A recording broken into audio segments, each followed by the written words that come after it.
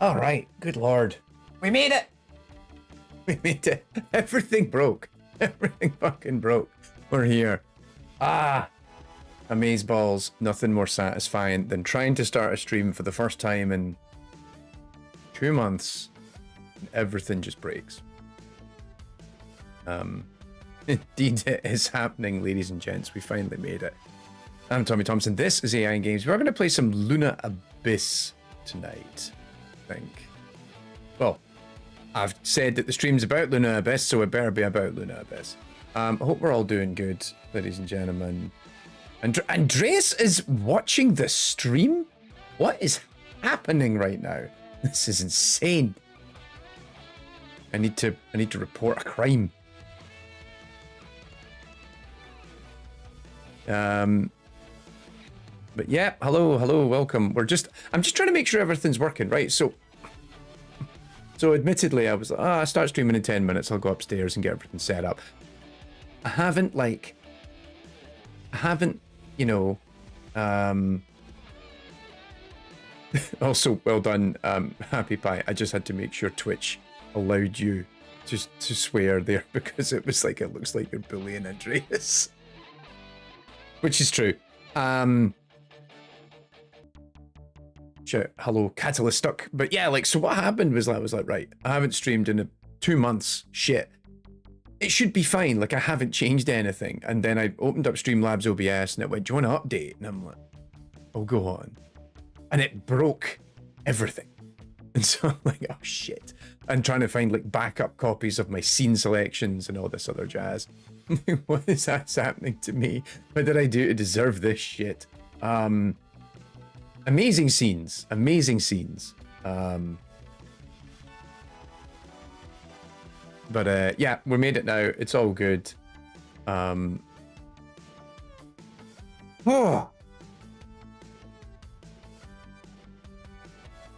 on a minute.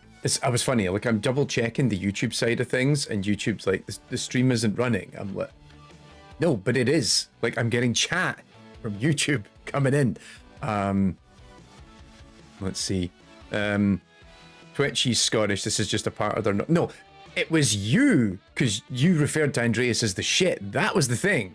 It was like, oh, I don't know about you. Let's see who else is here. Neon Cyber, hello, how you doing? Andreas is working. I need to finish the back end of my system for A/B testing so I can run an experiment and write an ADA paper. You know, the one colliding with the AI in Games conference. This is going to be a long 6 months, isn't it? Just having Andreas give me shit because we've announced the conference. See, right, there we go. Our Codis is like, look, the stream's fucking happening. Like, we are sending messages out into the ether. He is reacting to it. This is not AI. Hey Jack, how you doing? Been so long since we've seen you, we're beginning to forget what your face looked like. You wish you could forget what I look like. You look in the mirror and you just see a hint. Actually, yeah, if you do look in the mirror, you do see a little bit of me. Also, I'm slowly turning into our dad, so you get that going for you as well. Also, yes, I haven't seen you in forever, but I will see you in like 3 weeks because you're coming down to visit me because we're going to go and see Maiden. It's going to be great. Yeah, so I have, oh my goodness. So yeah, 2 months. I actually looked it up earlier. I was like, surely it's not been that long since the last time we streamed. It's been 2 feckin' months. So much has happened in the last 2 months. I've traveled a lot. We announced a conference. We're on the verge of announcing 2 more things as well that we're currently working on that we can't tell you about yet, even though Shradha has been pestering me going, can we announce this one thing? And I'm like, no, you're not allowed to announce that thing until we have certain things in place. And we literally have a meeting on Monday to finalize a contract so we can hopefully announce the other thing that we're doing. But anyhow, so yes, and now adverts. Enjoy your adverts, Andreas. Okay, so what are we playing this weather? Oh god, my control deck's all broken, so I'll need to do it this way. We is going to play a little bit of Luna Abyss. So this, I actually finished this game. I started playing Luna Abyss about a month or so ago. We got sent out, I think literally like one of the last right before one of the last streams I did in like late April, I actually got sent the press key for this before it came out. So this game's been out for about a month, and originally they were like, oh hey, you know, you can only show certain parts of it up to a certain point before the release, and then you can show the full game and give your full impressions after the game's release. So fortunately, by virtue of the fact I've been busy, I actually played the entire game since, and in fact, I literally saw credits as I landed into London on Tuesday night, coming back from Berlin. So I literally beat the last boss on the plane on my Steam Deck. So there you go, Jack. If you like the look of this, you can boot this up on your computer using the family library, and you can try this game out afterwards. So this is it's a first-person shooter with bullet hell elements.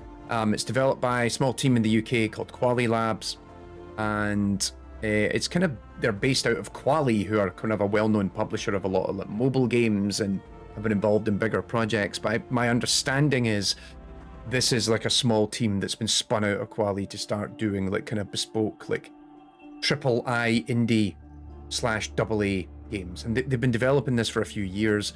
I wrote about it in the newsletter recently, but actually I met some of the devs of this at GDC like 2 years ago. Yes, Jack used to get mistaken for me because we used to live in this neighborhood where people would know me, and then sometimes they would see Jack at like a bus stop and they would think it was me. But also, we went to the same school, and then he used to get harassed by teachers because they're like, oh, hey, you remind me of your brother, which I used to get harassed because they went, oh, some of the teachers are super fucking old, and they were like, oh, hey, you remind me of your father. So that was fun. So I'm trying to figure out what to do here with this, because so I can go back and play any chapter of the game based on the current config. So I beat the whole game on normal. I'm curious what your thoughts are. Either I just jump into the middle of the game and I show you the game, because one of the things that happens is it takes a little while to unlock items and weapons, and I feel like the game only really begins to shine once you get at least halfway through it. So there's that. Sorry, I'm pouring a Classify and brew while I'm explaining this to you. Alternatively, I just go back to the beginning and I crank the difficulty up in a new game, because it doesn't let you do a new game plus yet. I think they're maybe going to add that. So either start from the beginning, let you see it as is very much from the start, or jump about halfway through and show you the game once you've unlocked a couple of weapons and some of the... There's like a variety of different mobility power-ups and stuff like that that you unlock along the way. So curious what people's thoughts are. In the meantime, I'm just going to double check everything's tickety-boo.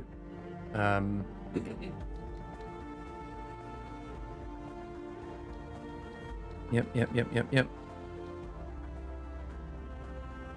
Oh, hang on. Can I just change the difficulty here?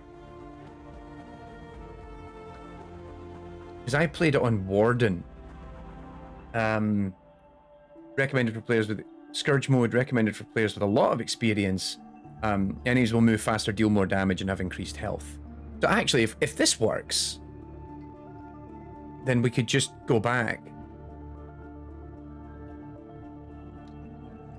No? You're gonna... Alright. LB! Long time no see.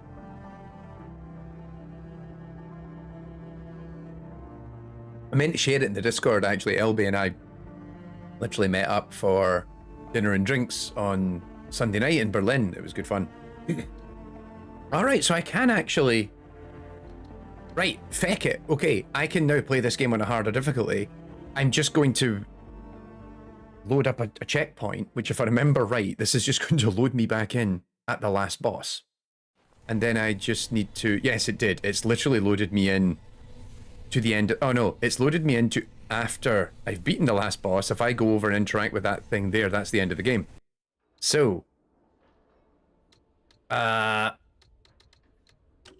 let's jump back to... Oh, the first time you go... Yeah, you know what? That's a good point. Let's get to chapter 2 and 3. Let's go to King's Reach. Awesome. Yep, just rode to the final boss. The final boss isn't actually that hard. I figured it out pretty quickly, actually. As I was saying, I literally finished it while I was on a flight. So a little bit of preamble. If you haven't seen this game, you don't know what this game's about. You are a prisoner called Fox who has been sent to this prison on a like dual moon that has appeared. There's a red moon that has now appeared in orbit around Earth, and it is this weird new world that was discovered, and this happened a couple of hundred years ago. And then a civilization of people moved onto this dual moon, just dual luna, I believe they call it. And the idea was that they were going to set up on this but it's actually hollow. So inside of it is an entire civilization and plant and like all this kind of weird and wonderful stuff. So what happens is that something has gone wrong here and everybody has kind of disappeared. But you are sent down, you're a prisoner who is sentenced for crimes on Earth and is sent up onto this moon planet, where you actually get sent down in a warden. So a warden is like an avatar that your mind is transported into. So I have Aylin, who is essentially my jailer, who is forcing me to complete tasks on behalf of Aylin and the Allfather in this environment. And originally I was there as a warden, and now my warden has become corrupted in some weird way. And so subsequently I now have this weird kind of ethereal glow going on to me. So very weird, very kind of esoteric, dark. It's very much pulling on a lot of... There's a lot of Bioshock. There's a bit of Destiny in here. Like, actually, I find world design, a lot of world design and art, it actually leans a lot into Destiny, and you'll see a bit of that shortly. So yes, Hollow Moon colonizers, it all went to shit. Nobody actually looks human because everybody who's ended up on this, in the abyss of this planetoid, has basically lives in these wardens, which are kind of robotic mechanical bodies, which are sometimes deformed and monstrous, because what happened was the abyss arose out inside this megastructure, and then subsequently a lot of people have turned into monsters and kind of more corrupted versions of themselves. So a lot's going on, and I'm here to kind of unfuck the situation. And as you can see, so I'm a prisoner, and at the start you actually have a sentence of around 9,000 odd days, and the further you progress into the game and complete certain objectives and everything else, you wind up like shaving days off the clock, right? So yes, there's a lot of Doom and Wolfenstein. So the thing is, this game actually plays a lot like Doom 2016 and Returnal kind of mashed together with a little bit of Metroid Prime, and we'll see that as it goes on. Oh, I just immediately... So here we go. The All-Father fought to seal the darkness away once and for all. Both here and back in the old city, stopping the spread of the disease. The train line to Greymont has been sealed shut for hundreds of years. Yeah, kind of... To follow the All-Father's orders and apprehend Yorian, we'll need to find a way to break these seals and open the door. It's the only logical thing to do. There is a bit, yes, certainly, like, so the All-Father who'd come to rule over King's Reach and a lot of this, there is a kind of an authoritarian bent to it, and then subsequently the kind of the Bioshock thing of, like, freedom of expression and individuality, albeit under the All-Father's purview, which then gets corrupted as the Abyss erupts within this megastructure. I'm uploading the Weeping Meadows route to your objective system, Fox. We can... It's an old scout trail, but it won't be easy to navigate. So you also get different weapons. I currently have two. I have this, which is like your standard pulse rifle, and then the other one, which is a shield breaker, which is basically a shotgun. and the game kind of encourages you to swap between them. There's actually 4 weapons by the end. You also get the Lancer, which is like a sniper rifle, and another one which is basically like a multi-target RPG, which the game gives you it far too late in the game, I think, for you to really begin to grasp and use it. Also, oh, it's still got all my discoveries and everything else, all my collectibles. There's a lot of, very much in Bioshock style, you'll find a lot of like things written down. Oh, the Abyss is, no, the Abyss isn't good. Well, story's complicated. Anyhow. Hello, random person. Oh, hello again. So you'll notice how all these characters turn up, and Have we met? excuse me, Yes, I'm a ghost now. I'm a ghost now. Forms are ever in flux. Yeah, forms are ever in flux. Like, you'll notice how, like, everybody here is actually a human who's been transposed into a warden. But they all have these very weird looking bodies and shapes, and The shield breaker. Yeah. there's also something I quite like about this, is there's a lot of implication of things of, like, how people when people's physical form is detached from their mental self, how they project and see themselves. There's a lot of kind of transhumanism going on here, where you end up meeting characters who exhibit or display female physical traits, but appear as if they come from more male-coded, so it's kind of this impression that they are essentially transgender in some shape or form. Very conscious I'm maybe not using the appropriate language here to describe this, but I noticed that throughout the story of, like, hey, you see characters who look one way and speak another way and vice versa, and it's, oh, that's kind of an interesting nuance, dare I say, LB, yes. Was it what you expected? I didn't expect anything.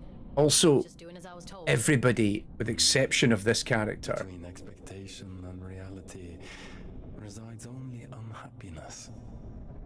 The So- world promises infinitely more than it bestows. can't quite figure out this fella's accent, but there's a lot of very British coded writing in this as well. Like, every character Woman isn't wisdom. Is that how is you like British or perceive Irish. this? Um, But please, don't let me keep you. and they all kind of speak in kind of slightly heightened, like, bizarre British colloquialisms, which I actually found quite endearing. Oh yeah, so the reason I brought up Metroid, lots of opening of doors, and also auto-targeting of things, which actually is quite useful when you're fighting enemies that fire a lot of bullets in a kind of bullet hell style game. There we go, open the door. That'll send me to... oh, it's the Weeping Meadows. I quite like this area when you get to it, so let's just get the microphone all up in my face. I'm instinctively trying to do certain moves that I can't do yet because I haven't unlocked them at this stage in the game. So as you can see, big megastructure, which is inside a hollow moon. But the game really relishes in this whole thing of you falling down a lot, as you'll see. Whee!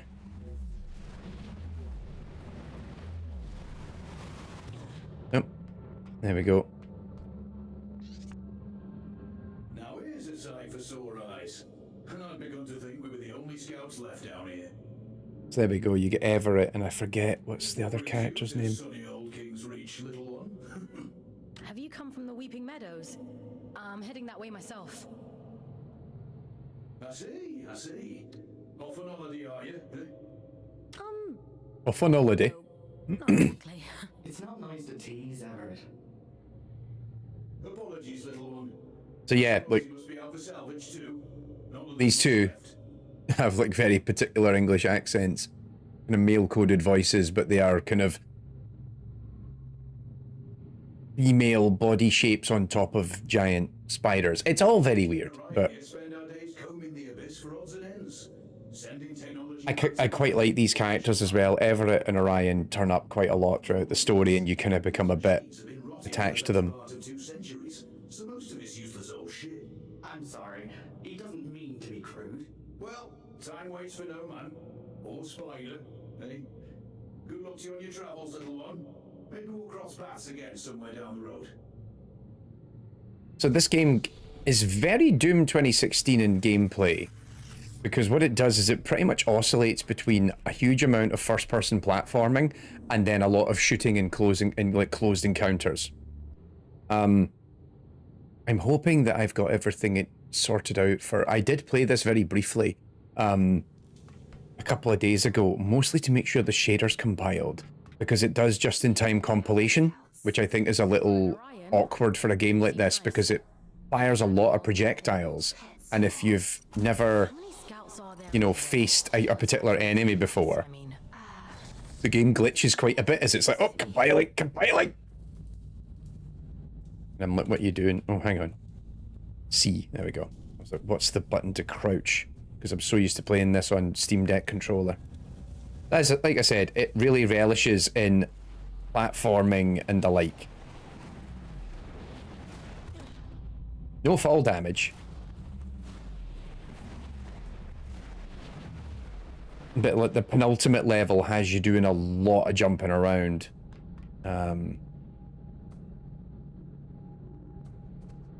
Also, you'll notice the art style is very much, it's quite dimly lit. It's kind of brutalist, and then a lot of bright lights. They really love leaning into like white, blue, and red lights. A big part of the game's kind of art style. And it's quite striking, even on a Steam Deck. I was like, this looks fantastic. Again, see? Shiny light. Oh, there's a collectible. I feel like, yeah, I feel like the game could do with a patch that allows it to pre-compile shaders before you start, because it would really address a lot of problems when you're... It was funny, because I guess I also had a very particular experience, because I played half the game on Steam Deck, then booted it up on a computer, and then I went into a fight with a bunch of enemies, and the game just went, oh, as it compiled a bunch of shaders in real time, and I'm like, fucker. Well, there we go, I finally unlocked. Because there's a double jump and an air dash in the game, and I'm like, what do you mean I can't do either of these yet? What's going on? Really? I'm delighted with your progress. This little gift is going to make your journey all the more satisfying. A swing in your step, you might say, or a boost in your jump. There we go. In that power. Savor it. Aylin warned me about you.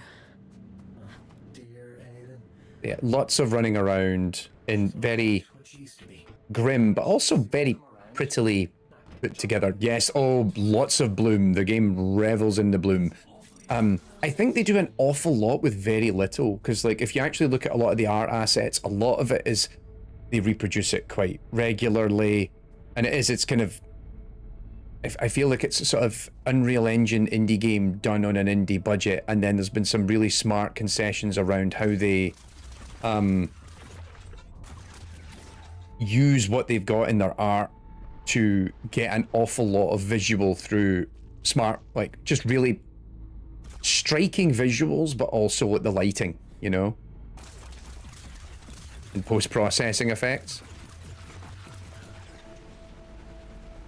We're gonna make it. There we go.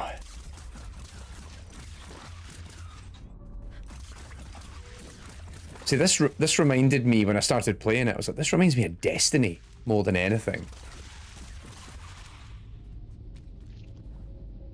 There we go. Oh, here we go. Ah, crap. So you can glory kill them, but you can glory kill them from a distance. Which is kind of an interesting idea. He has a shield, so I need to break it.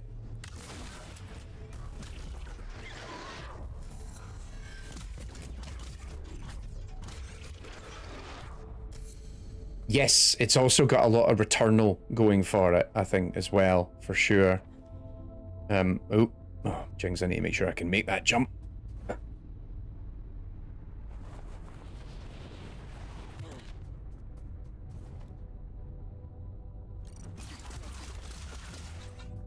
Bloom. Yep.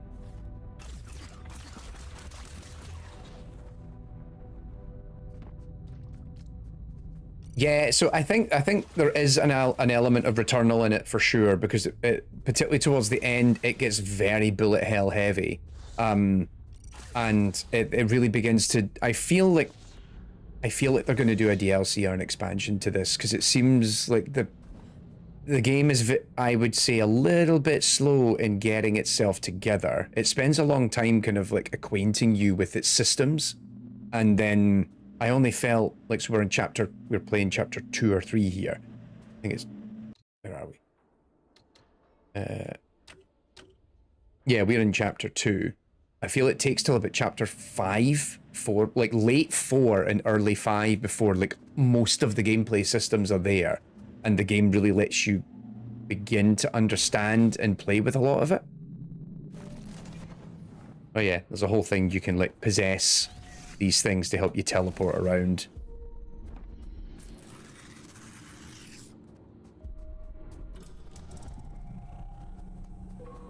And yet, I think it's kind of, it plays an awful lot with lighting and ambience akin to both Destiny and Returnal, but the gameplay is much more Returnal focused. With a bit, it's like Returnal meets Doom 2016 sort of thing. Uh-oh.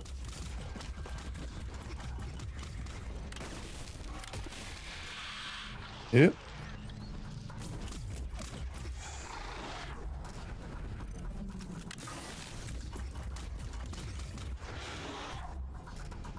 Ooh, there we go. I do think one of the annoying things is there's a dash, and they introduced the dash so late in the game that by the time I got it, I was like, God, where was this like 2 hours ago?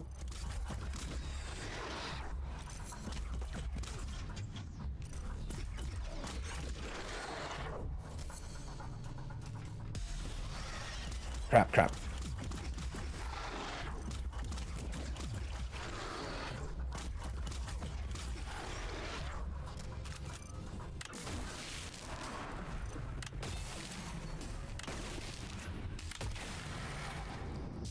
Ow.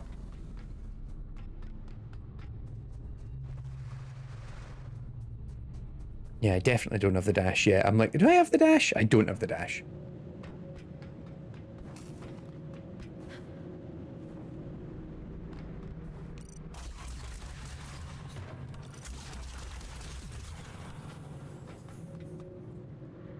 Where am I going? There we go, this way.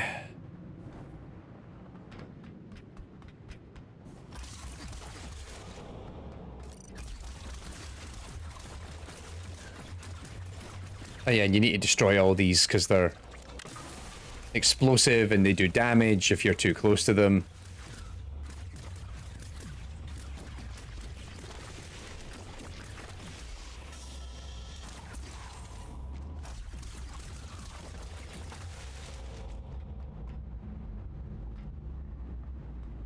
Oh, and all the, yeah, there's lots of lore documents, the codex and everything that you pick up, like sort of explaining all these different locations and all the characters that you meet. And then also just like a lot of stories being told, like in classic video game fashion of like, hey, this is how everything went to shit. And literally this story, I remember this one because they're kind of preempting something because you unlock the shield ability. And it's basically how these two people, the guy deploys the shield and then they try and wait out the horror of what's happening with the abyss. And then, no, they just end up dying in here because they don't ever dare try to escape from this shield. So, fun times. Ah, yeah. Right, okay. Where the fuck am I going?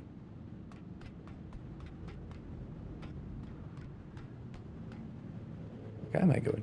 Oh. How dost one... Ah, I didn't see that. This happens a few times where, like, there's a platforming puzzle and it's not immediately obvious how to beat it.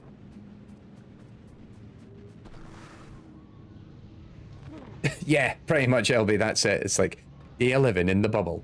We're still alive, but we're running out of food. Day 12 in the bubble. Fuck, we've ran out of food. Day 13 in the bubble. My wife's dead. Uh-oh. some of it's reasonably well written. I think actually the writing in this game is both, I think, pretty solid, but also it is prone to, well, there we go. I got the shield wall. But it is also deliberately a little obfuscated at times. Like, the ending of the game is a little confusing if you're not paying attention. Hey, come on then.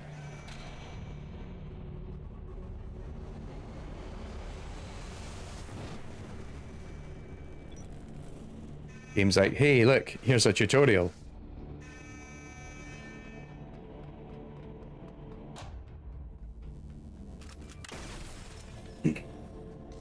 And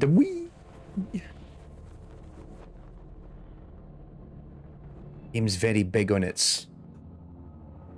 The game there's a lot of like long falling and long bouncing and everything, and then it loads between sequences, but they keep the spaces quite big, which it's kind of interesting. Kind of really gives you a sense of the scale of the world and the environments and stuff like that that's in it. You know, sometimes it takes a minute to load, but we'll get there. So yes, what's everyone been up to? Like, we'll slowly get into what I've been up to for the last 2 months and why we stopped streaming. But the long and short of it, what I can tell you, I'll tell you what I can tell you anyway. So one of the big, so I've been traveling a lot for work. We've done a whole bunch of, and this is what always happens, right? I start the year going, we're going to stream every week and it's going to be great. And then work happens and I'm like, shit. Also, you know how already people have been like, oh, it's kind of Destiny. I thought when I came out here, I was like, fuck, okay, this is peak Destiny, right? Dilapidated megastructures surrounded in colorful flora. They must know something about its origin. I hope the Scourge didn't get to them too. That would really make your mission difficult. Well, let's be optimistic, folks. To the commune.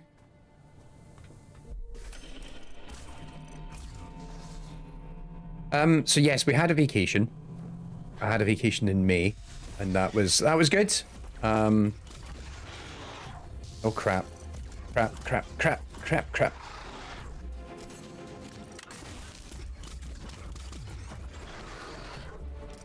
I'm missing the sniper rifle, because once you get that, it actually makes a lot of these fights a little easier.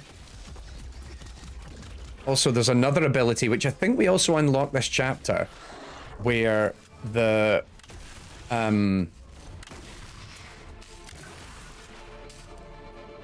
whoop, whoop, whoop. So there's an ability where, so you can notice I keep doing this like glory kill move. When they get down to a certain level, I use my hand, and I steal a tiny bit of health as I insta kill them.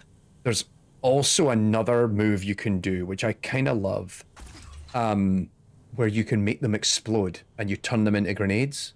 So you sacrifice the health you would get, but you turn them into a grenade. And see, when there's like 8 of them out there, that's actually really quite powerful. So, where's the other one? Ah, you bastard. There we go. So yes, I went on vacation in May, and that was good. I didn't do any work while I was on vacation, except for a couple of, I had to answer a few emails, which wasn't what I envisaged at all. But the truth of the matter was, we were still dealing with some last minute paperwork regards the conference venue, and that had been dragging on for weeks, and I had to hold off. So I was keeping an eye on that. I was like, can we at least get this signed? Because one of the problems was we were actually waiting to announce the conference for a couple of weeks. We just hadn't got the venue confirmed. So you'll notice if you paid attention versus last year, not that I don't think anybody's that focused, but we announced about a week later, 2 weeks later this year than last, and that was just because I did not have. I really needed the contract to say this is where we're going to run the event. So we finally got that in place. So I was keeping an eye on that. But by and large, I took the month off, and it was pretty fandabi-dozy. Or I took like a week and a half off. And then also, when we were in Italy for vacation, and then we wrapped that vacation with me going to Rome to give a talk at Dev Games again, which I spoke at last year, and that was good fun. Because they're a nice bunch, quite like the folk out there. Alright, I need to power it up, don't I? So I need to find the thing to turn it on, and then I can do the business. So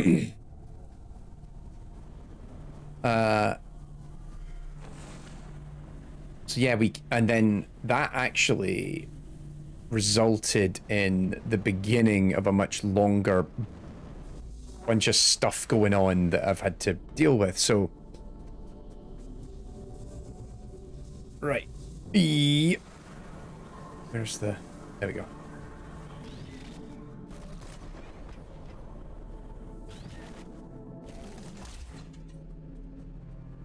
There we go, that's turned on now.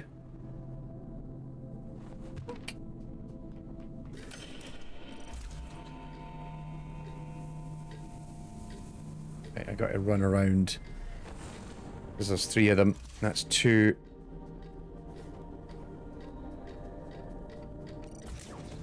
And done.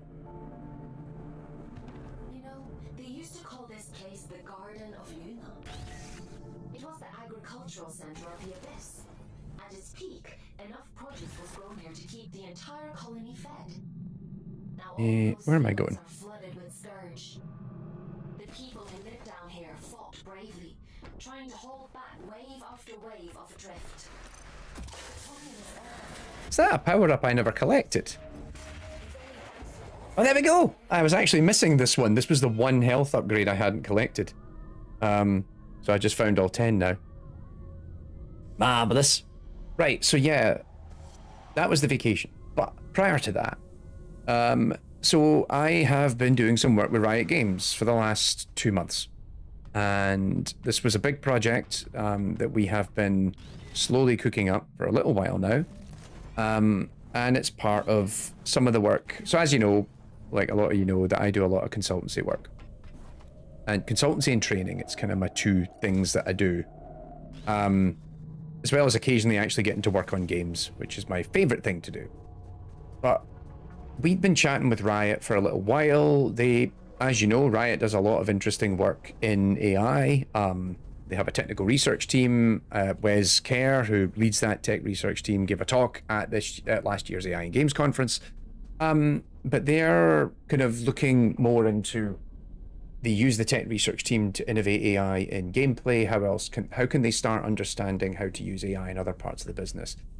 And, you know, this is always the conversation with Gen AI, and I can't get into the specifics of this, I'm under NDA, blah, blah, blah. But they were like, look, what we want to do is start trying to figure out how do we, like, educate our staff so they know more. So we don't have these pointless conversations and, like, silly things that game studios do where they go, right, we're going to buy in a bunch of AI tools and see what happens. Maybe we try a different approach with this. So we started doing some virtual training with them, and that's why I couldn't stream, because on Thursday nights I was literally giving talks to folks at the studio remotely, because I'm dealing with folks who are based in their, let's face it, most of Riot staff are based out in Western US, right? They're out in California or they're out in Washington, because they have offices in Seattle and LA. So we were hanging out with them. Oh, here we go. So this is big encounter. This is like the gore nests in Doom. Oh, these wee guys. So these guys are just explosive monsters. Death candles. I kept thinking they said death candies, but never mind. So you got to shoot the shit out of them.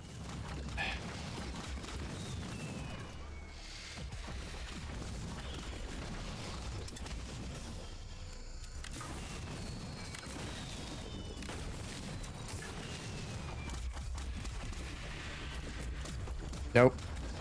Shoot the right things.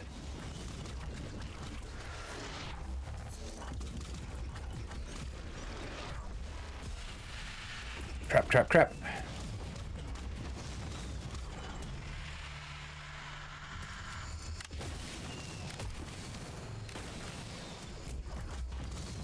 Whew, that was close.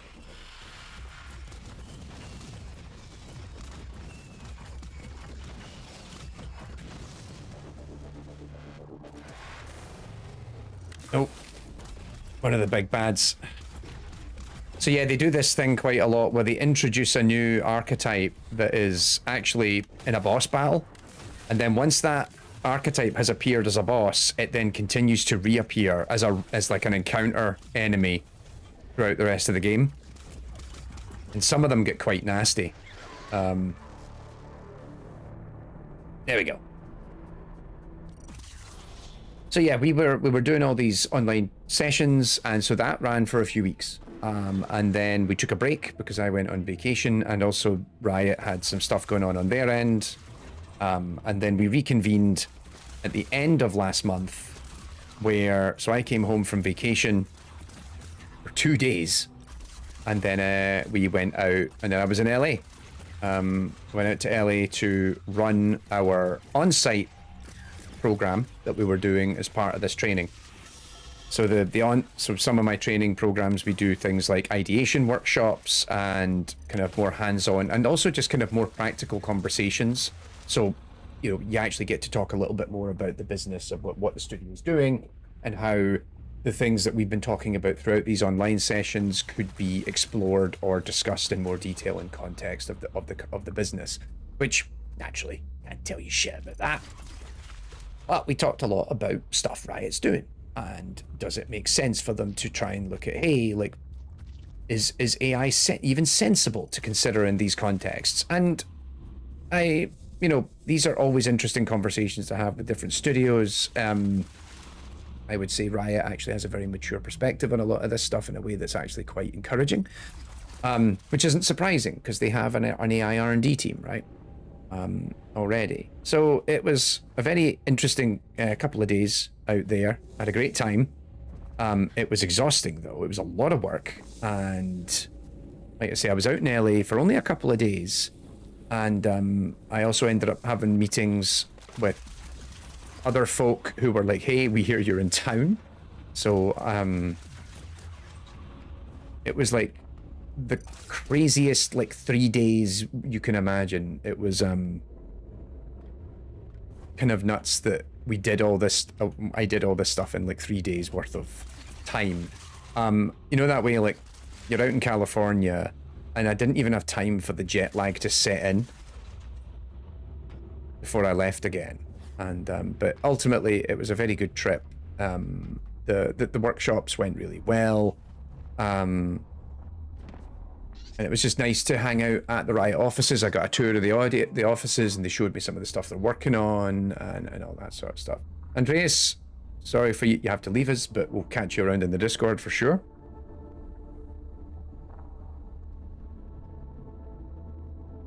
Have I done something wrong? It doesn't matter. You're interesting. What do you want? I'm just curious about the sigil. But yeah, so it was kind of a nuts trip because I flew out to the US on Wednesday morning. I was back in the UK by Saturday afternoon. I was slightly delirious. But I do. The reactor. That's where we find it. Something important. Yeah, we're gonna go to the reactor because that's where the boss is. She'll be cross, but But yeah, I came back from LA, and then I was home for about a week. Not even that.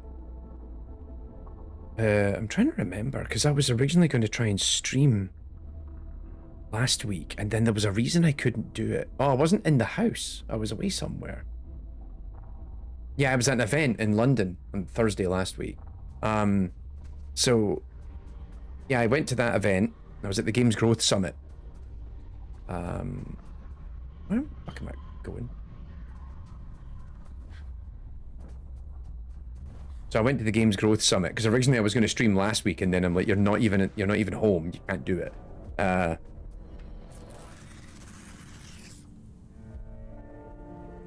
So I came back, and then I had to prep for the next trip. So I was in Berlin Sunday through Tuesday this week, I did a masterclass for MediaNet Berlin Brandenburgen, which is a kind of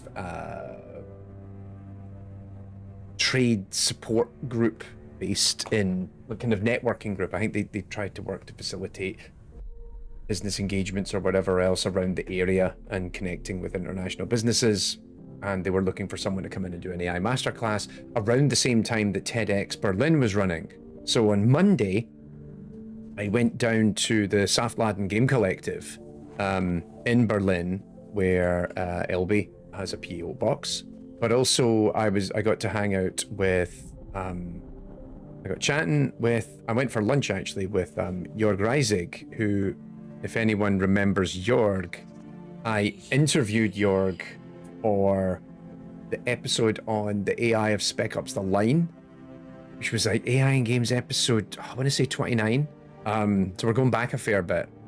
And It was an accident. I've known Jorg now for about a decade. I very rarely see him.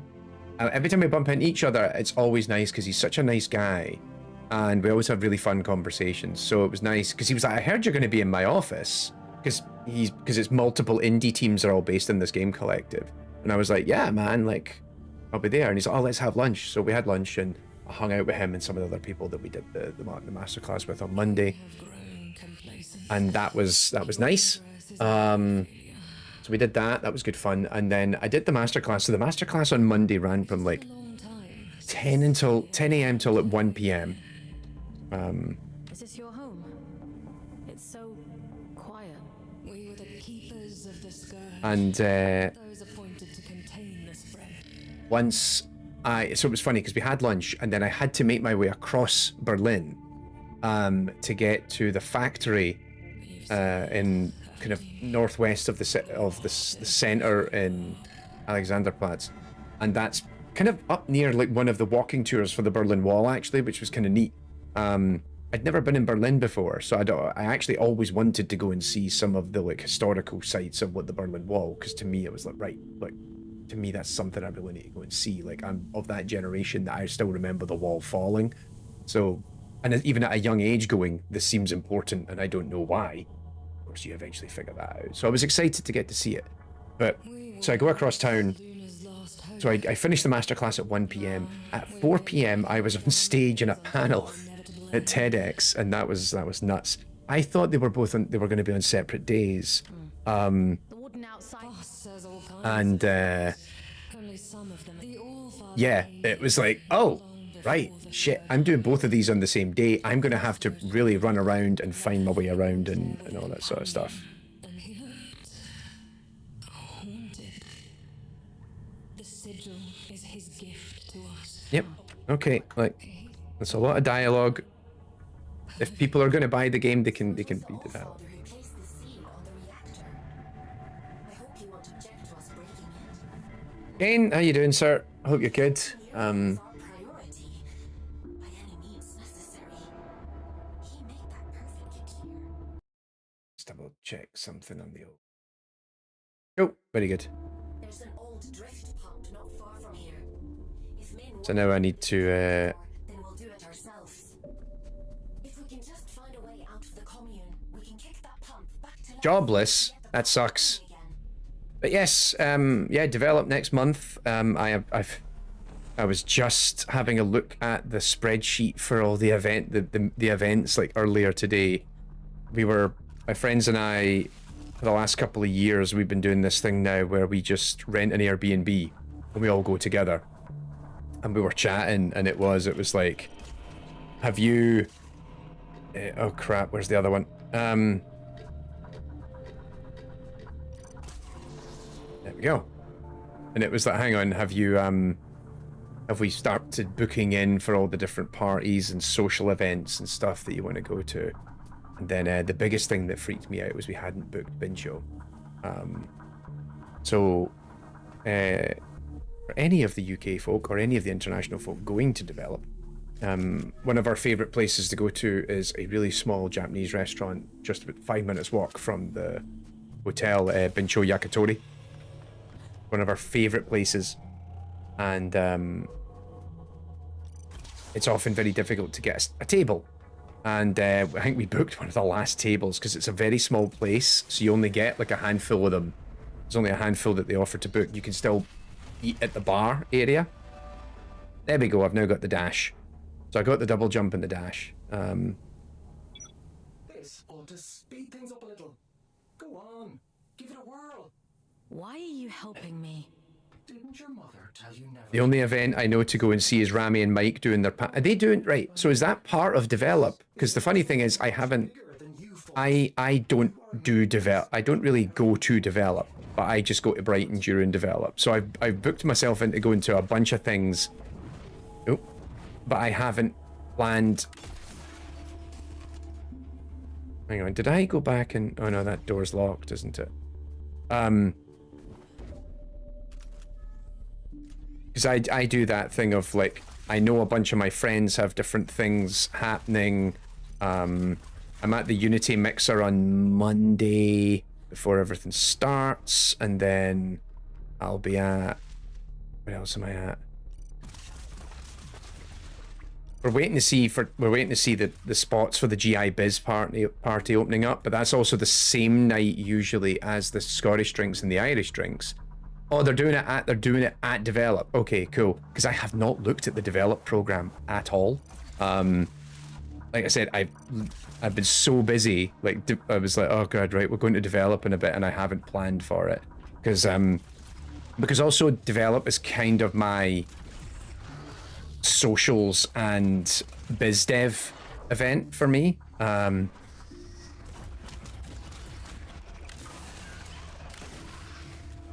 Motherfucker.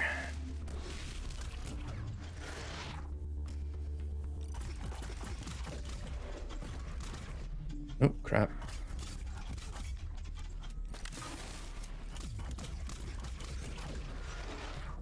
I'll need to check that out. I've been meaning to listen to more of that podcast, actually. I've caught bits of it periodically.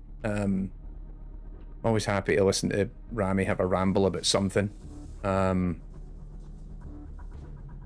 crap. Come on. Ugh. Oh, yeah. So these here, you can only... They hurt you unless you dash through them. Fucking hell. In trying to prove my point, I just hurt myself and reset to a checkpoint.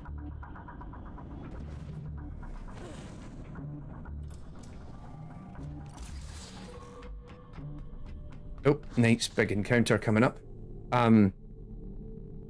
Cool. So yeah, I think I was going to say, I don't know if you've seen it, Kane, but in the Discord server, I did put a link to like the social program and all the events that are happening, and it's the annual big spreadsheet that goes around with here's all the extracurricular parties and all that sort of stuff.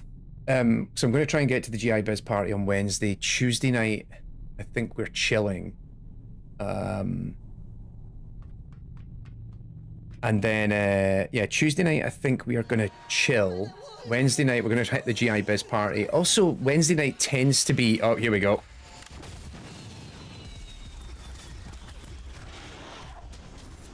Yeah, so this is where it gets hairy, like you were saying, like lots of jumping around, like both in the combat, but also in the... Oh, crap.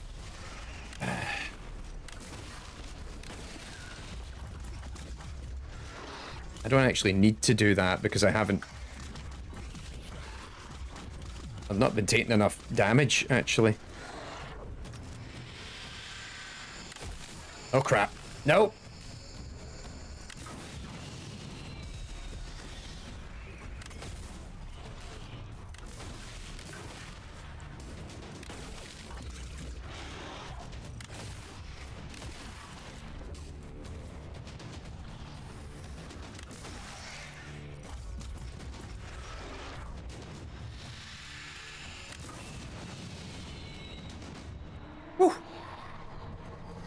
Yeah, I like that. It is quite neat. Oh, here we go. So this is it. They introduce a boss encounter. And then if you beat the boss, this becomes a recurring character that you fight throughout the rest of the game.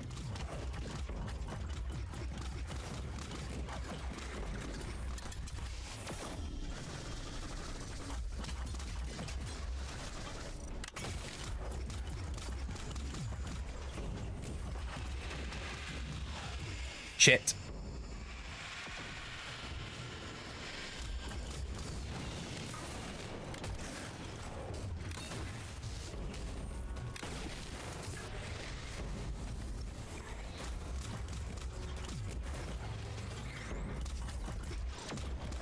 Oh, hide, hide, hide.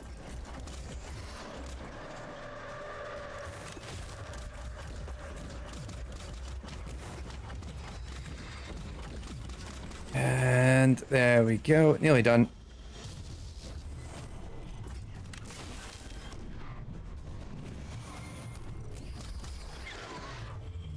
Nice. Yeah, the little freeze frames when you kill things is really nice. Gives it that extra little oomph. Just adds a bit of sauce to it, you know?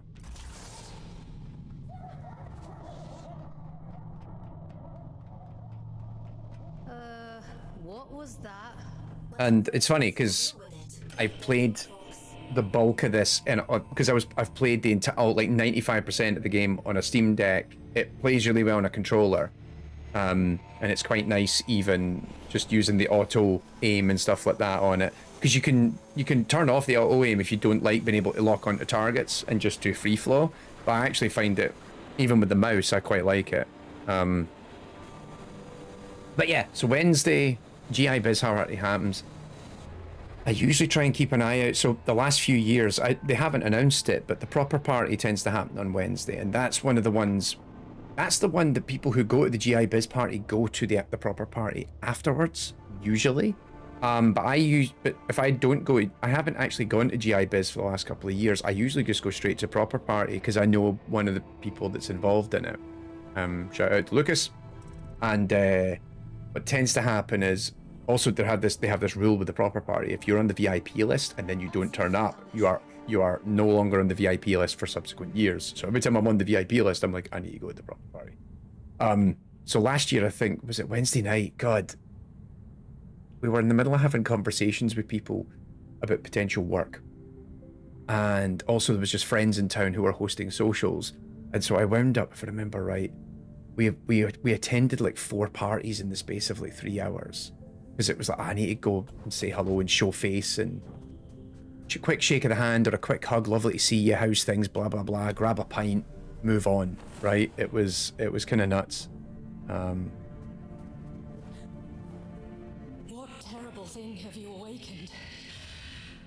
My instincts told me you were trouble. All I did was switch the drift pump on. How was I supposed to know this would happen? Come on, keep talking while I pour the iron brew. James wins stupid prizes. Congratulations, you're a winner. Oh, he's clearly in a good mood. Forgive me. Anger won't undo what's done. Tell me one thing. Are we in danger? Yeah, big neck, right? Like, I kind of like that. I won't let anything harm this community. All the other characters in this game have these very weird, bizarre, like the character designs are quite bizarre because, like I said, these are all humans that have been transposed into these wardens. Abundant in promises, yet starved for solutions. If only you had a handsome double who could go around showing the face and shaking the hands. If let you pass through. I think what we need is, like, Better by now than to do what you have to. Everything we could use Jack from a distance. has just Because the problem is Jack sounds more Scottish than me should go without saying. by virtue of, it's not a problem, but you know what I mean, by virtue of still being there. So what will happen is people will go, oh, that's Tommy, and then he comes over and, hey, hello. They just think he's like the Tasmanian devil, and they're like, right, well, I don't know what that was about. Also, I'm going to try and see if I can turn up to the Scottish drinks this year, because I didn't go last year. You shut it. I didn't go to this. There was this weird moment because, did I tell you this story about how people in the Scottish industry don't know who I am? So there was this funny moment last year. Hang on, I want to make sure I get the gentleman's full name correct, because I often forget his. That was it. So I got chatting last year. I was actually out at dinner with a friend, and Matt, my other friend, he was at another event, and he's hanging out, chatting with a bunch of folk, and he ended up sitting at a table with a bunch of Scottish game devs. And of course, Matt is acquainted with the Scottish tongue. He hangs around with me a lot. He's came up to visit Jack and come and visit the family quite a few times. Our family I know him quite well. And we were chatting away, and somebody, like, Matt wasn't talking to these guys, and specifically this fella Fergus Coyne, who helps run a lot of he runs an awful lot of events for the Scottish indie community. And somebody was chatting to him, oh, you know, oh, you're from Scotland, oh, you must know Tommy Thompson. And he's like, Tommy Thompson, this is like the third or fourth fucking time today somebody has mentioned Tommy Thompson, right? Oh, there we go. Now I've got the Drift Surge finisher, which is instead of stealing the health and the glory kill, I turn them into a grenade. That's quite a nice one. So...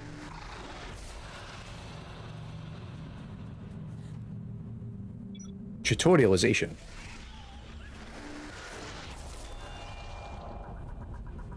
Quite a neat trick.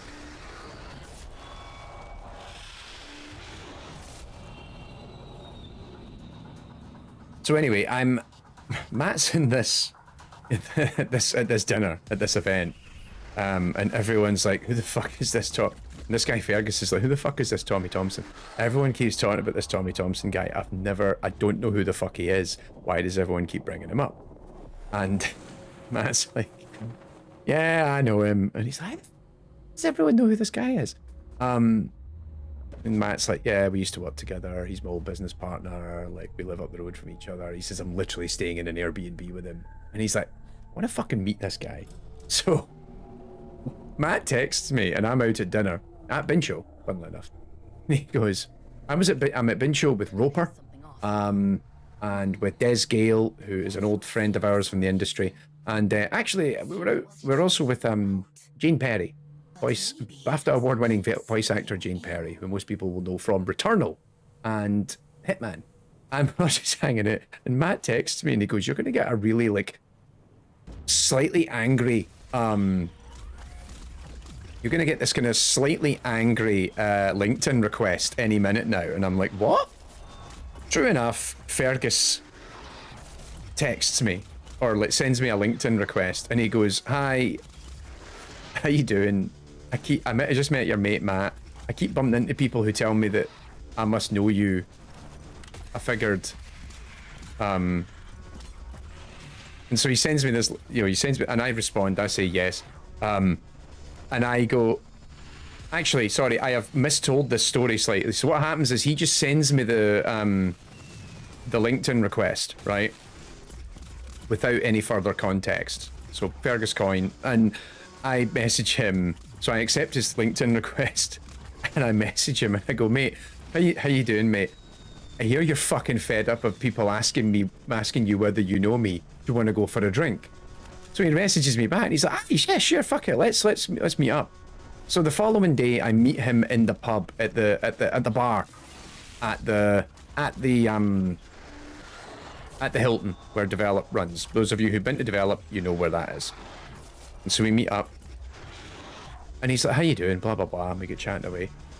And he says, right, I've got to ask, how the fuck does everyone know you, but I've never heard of you? And I said, I have a theory. He's like, enlighten me. I said, so, I says, you help run a lot of this stuff in like the Scottish indie community. And he's like, yeah. And he says, you're based in Glasgow. I was like, aha. I says, when did this start happening? And he says, oh yeah, we really started putting together the Scottish indie community in like 2013, 2014. Or like, no, it wasn't. It was 2012, 2013. I'm like, aye, that's the fucking year I left. And he's like, really? I says, I moved into England because there was no fucking games industry in Scotland. So I fucked off down the road to get myself a fucking job. And I'm still there. And he's like, you're fucking joking. And he says, so is that how everyone knows you down here? And I said, well, you know how it is. You can't get Scottish people to come down to big events in England, right? And he's like, yeah, we actually had to make so this, I think it was at the Scottish Games Collective or whatever the fuck it's called, had literally put together funding to get people to go, look, we'll give a bunch of tickets, we'll help subsidise people, get them down to go to Brighton to go to this event, because it's the biggest event in the British games industry, right? So it's good for them to go out and network and meet people in England and everything else. But he's like, yeah, it's so difficult. The people will go to events in Dundee, they'll go to Edinburgh, they'll go to Glasgow, but trying to get them to go south all the way down to London or even further south like Brighton is really hard. And I went, right, I come here every fucking year because I only live an hour and a half away by train. So what happens is I go to all these fucking events, and then people have got to know, and this is also, I've been an indie developer, I've worked in academia, I do talks at conferences all the time. I now run a fucking conference in London. I said, so the thing that's happened is everybody now knows me as the Scottish AI and games guy. It's literally part of my shtick. I said, but none of you fuckers know who I am because, one, I never come back up the road, and two, you never come back down the road. He says, how come you never come back up the road? I says, I'm back up the road all the time. I says, but none of you fuckers have ever invited me to give a talk. I said, probably because none of you knew I fucking existed. And he went, good point. Maybe we should invite you up for a talk. Right, I was like, I'm trying to figure out where the hell I'm meant to go here, and I couldn't see the... There we go, it's there. So anyway, shout out to Fergus, he's a lovely guy. But it was so funny where it was just like he'd never heard of me. But every person he spoke to was like, oh, you must know Tommy, right? Because you're from Glasgow and all.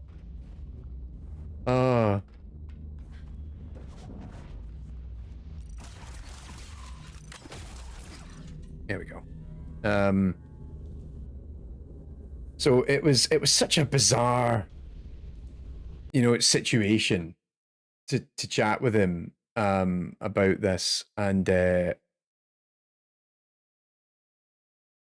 so I think we could use Jack to impersonate me in some corners, and I think it'd be fine. Like, actually, if we could send Jack to the Scottish Games Drinks event, and that would work out just fine.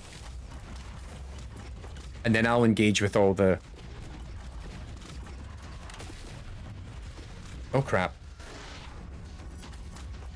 I'm nearly dead. So this is actually one of my bugbears with this game, is it does not have proper iframes when you get hit. So if you get hit by multiple... So the amount of times when I'm playing this, where you will die not because of like death by 1,000 cuts or just like getting hit by lots of enemies. You will accidentally let one enemy hit you with like a stream of orbs or bullets or whatever, and then that's what kills you. And it's a little annoying.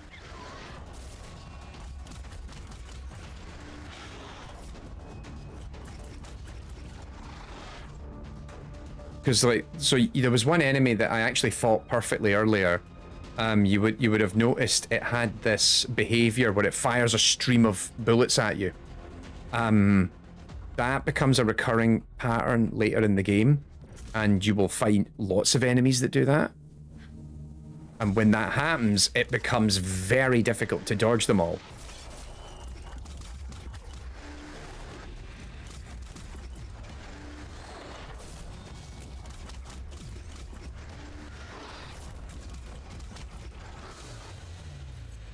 Right, there we go.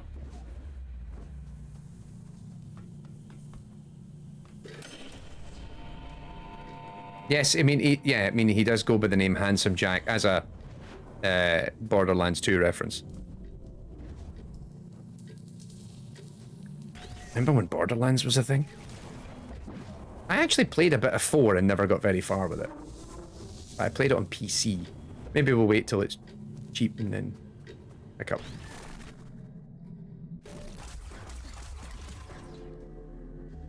Maybe you, Jack, you and I could play it together. So yeah.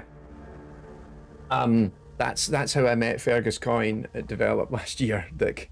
And then the funny thing was, they send this bulletin out to go, by the way, all the Scottish game devs, we're having a drink session in Brighton on the Wednesday night, you should come and join. Of course, I don't get that because I'm not in the Scottish Games Network. And everyone's like, are you going to the Scottish drinks on Wednesday night? I was like, I didn't know there was Scottish drinks on Wednesday night.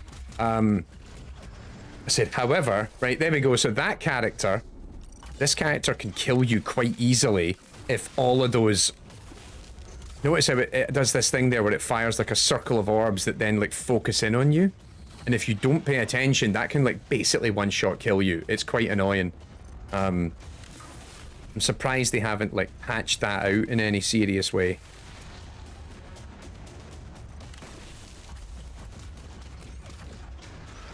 There we go. So yeah, I didn't go to the Scottish drinks that night because I first went to a thing by Xola that Sally, who runs our conference, she was running that, and she's like, oh, please come round and just hang out with us for a bit. Come and give me a hug, drink some of my drink, eat some of my food. And I'm like, I'll do that. So Matt and I go over to that. Then we went to the Irish drinks because I'd been invited to the Irish drinks because I've done some work with the Irish industry and I've spoken at Irish events and stuff. And I was, oh, you know what? I know I've got this thing coming up with them later in the year. I should at least go over, say hello to Aylin and Stuart, grab a drink with them, have a chat. So we end up staying there at the Irish pub for it wasn't even at the Irish pub. It was an Irish drinks in a Russian themed bar, if I remember right, or like a vodka bar. And then I ended up going for dinner, and then I went to the proper party on the Wednesday. That was a weird evening. That place is heaving with a drift. I'm up for a challenge. I've no doubt. Think of me stuck in this old tin can when you're off blasting holes in things, won't you? I don't know if you being my employee would be that stressful, Jack. I've already got Shada working for me, and that's already stressful at times. You know I love you, Shada, but also, God. Actually, I think she does it on purpose. I think she just tries to make my life stressful.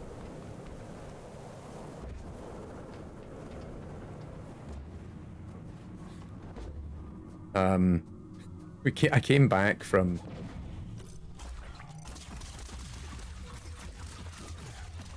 What was it? I think when I came back from LA, she's like, right, we need to do this, and she'd booked in all these meetings to have meetings with companies about things we were doing and blah blah blah. And I am like, look, I am not a dancing pony. I only have so much in me. She put me in so many meetings that week. I was like, I have content to do. I have goal state to write.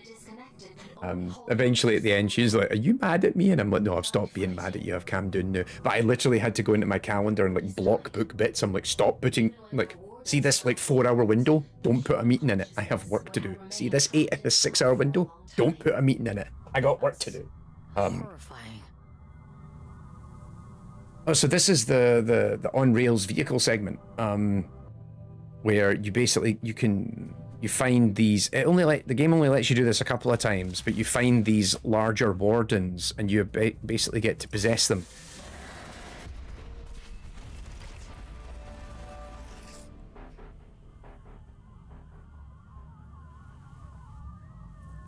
Where is it? There it is. So I can possess it, and then, hey!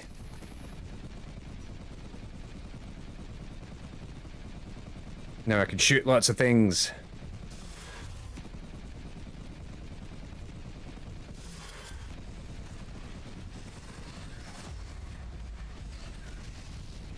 And this bit's quite fun, but the game only does it like once or twice. I think you maybe do this like 2-3 times the whole game.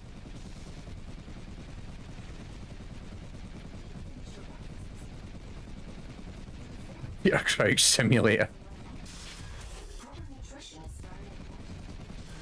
I'm a little busy here, Aylin.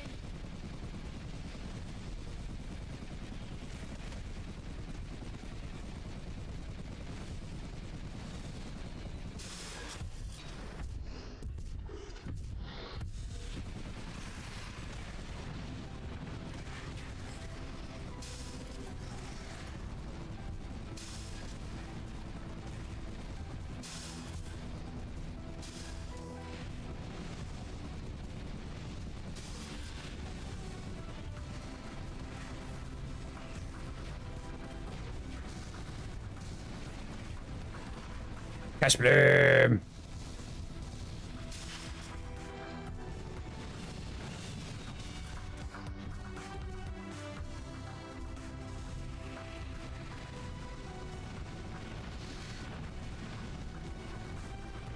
Yeah, no worries, Kane. Like I'd forgotten. Like, so funnily enough, it's actually it's the 2025 spreadsheet just updated with 2026 dates, because I was literally saying to my friends this morning, going, I haven't seen the spreadsheet going around for this year, and they were like, it's literally last year's spreadsheet. They just updated it. It's like, oh shit, right? Because I used to have it bookmarked.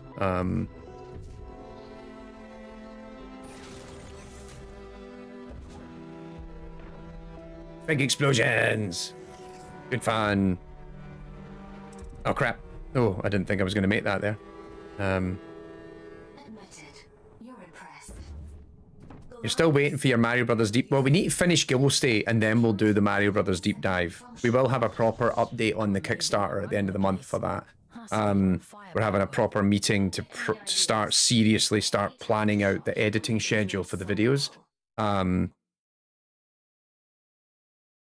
And then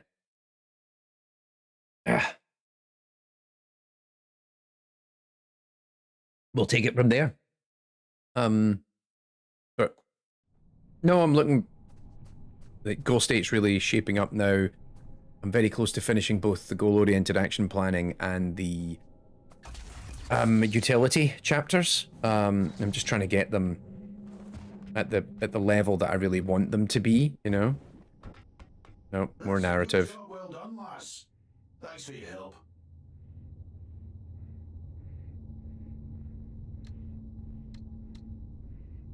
I'm a they, not a she. Begging your pardon. I meant no disrespect. By the way, what's your interest in that old reactor? It bears the same sigil as the commune. That's so. Well, if it's sigils you're into, you'll want to head down to the old drift mines as well. It's been a while. There's a few talks I want to see. Yeah, I need to have a proper look at the actual talk schedule, although I haven't actually bought a ticket yet.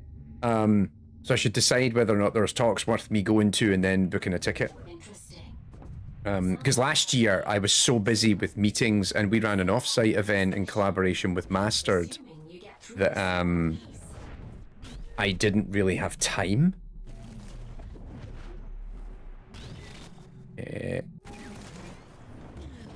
Oh, I think we're about to get the sniper rifle.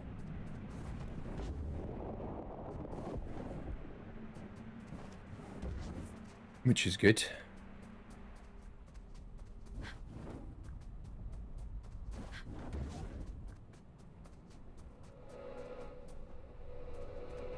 Oh, I missed this collectible. Nice. Yeah, like last year I didn't see a single talk. I actually just bought the expo pass because I was so busy. Oh, here we go. That is our destination.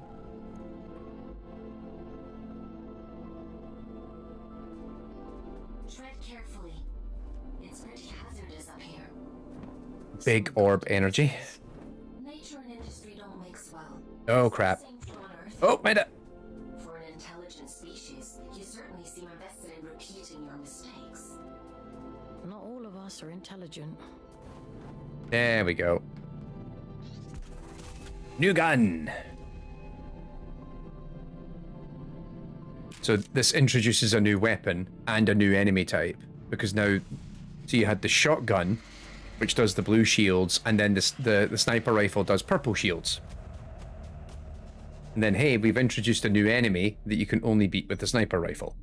So I've got to wait until it has that, and then... There we go. Oh, crap.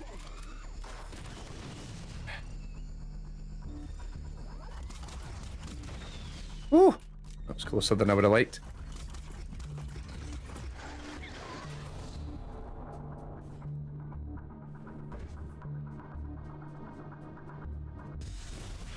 Crap, crap, crap, crap, crap.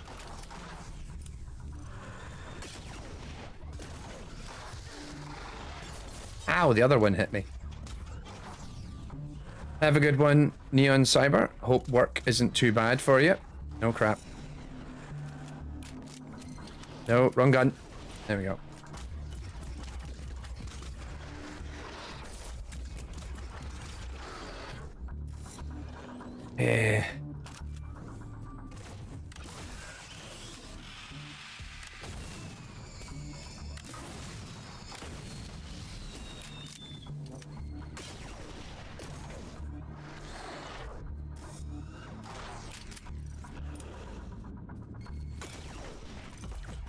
Boom, boom, boom, boom. There we go.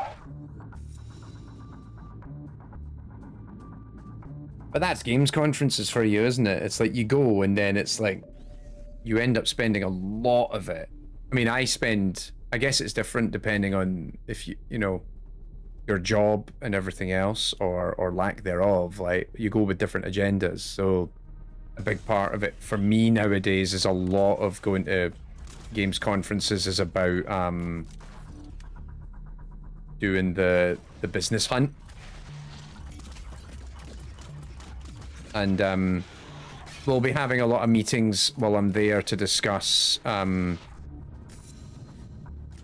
we're talking with more companies to come and potentially sponsor the AI and Games conference this year, and to maybe coming out, buy booth space and all that sort of stuff. So this is an increasing part of, you know, when I go to an event now, I'm looking for more work for me to do on the consultancy side and shit. Oof, that was lucky. And then also we chat with companies to get them more invested and interested in the conference and what we're doing there. Yes, speaking of, we haven't talked about it, but yeah, the conference is announced. November 10th and 11th this year in London. Early bird tickets are, oh bloody hell, on sale.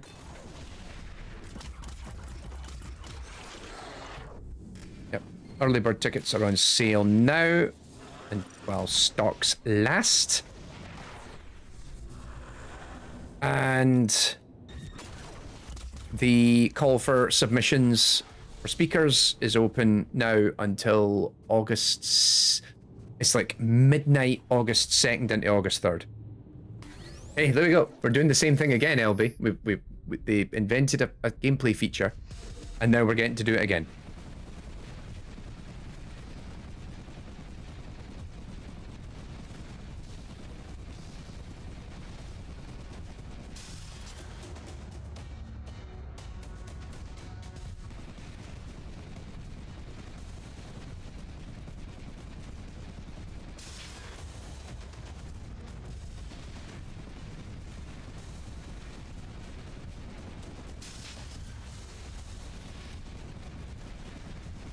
Cast bloom.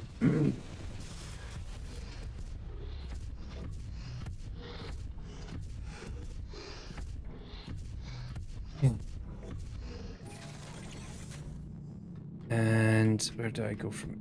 Oh, right. Yeah, hang on. The easiest way to do this is to aim up and then depossess out there.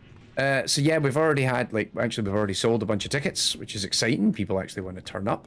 And we've already had, I think, about 4 or 5 speaker submissions already, which is insane considering we literally just announced a week ago. And you know how it is, like we deliberately give you about 2 months to file the submission because we know it takes time for a lot of companies to like prep a talk pitch, but also like particularly for bigger studios, they need legal sign off to even get confirmation that they'll be allowed to give the talk. So that's why we give a couple of months for the submission window. Right.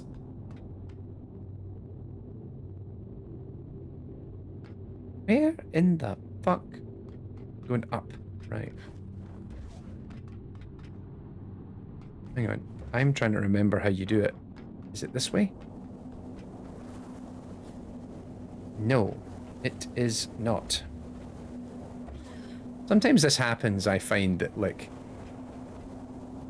the environment isn't obvious. Or maybe it is that way.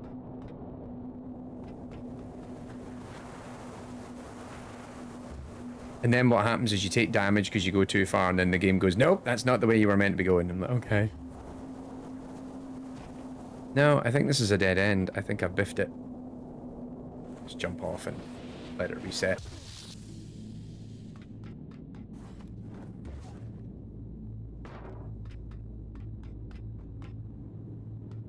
Yep, I came up here, didn't I?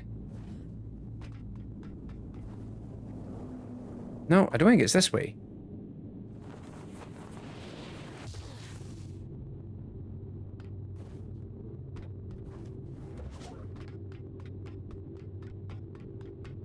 Oh, right, it's this way. I think. Nope. I'm confused. I hate when this happens a couple of times in this game. I'm just like, it's not obvious to me where you want me to go. Please tell me. Maybe it is over there. Sometimes it's like one of those orb thingies is just not obvious and you don't see it. Oh, that's what it is. It's up there. The path I took was like a path to a hidden collectible. Be careful. I know next to nothing about this place.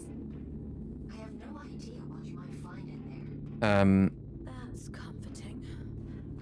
Also, yep, we've had a bunch of companies sign up to sponsor us this year, which is really great. Scout's job is to explore the unknown, and sometimes Creative Assembly, Riot Games, Havoc, just how it is. and Bitpart are all back sponsoring us this year.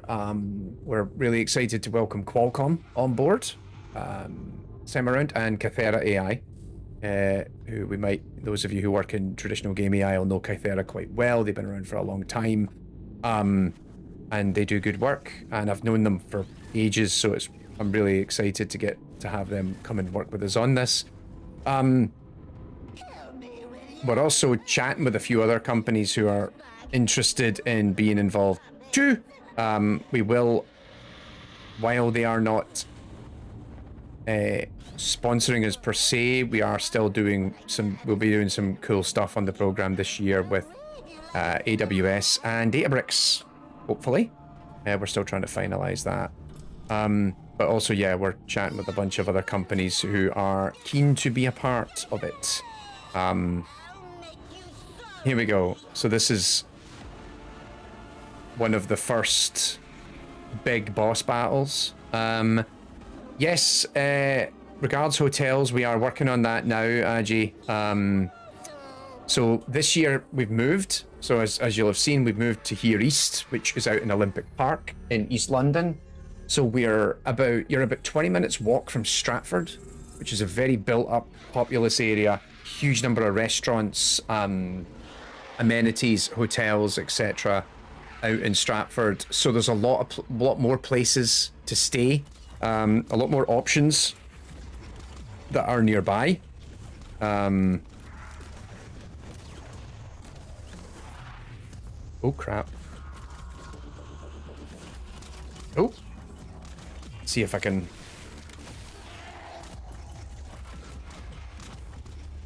Right, so this is where each boss has its like own multi-stage battle and puzzle. So this one, it's all about hitting the switches every time as it goes through a stage. The big one, one of the last ones, is quite nuts because actually most of the fight you have to do it not on the ground. Because you eventually unlock an ability that allows you to like it's like a grapple hook ability almost. And so the game sort of encourages you to constantly be in the air.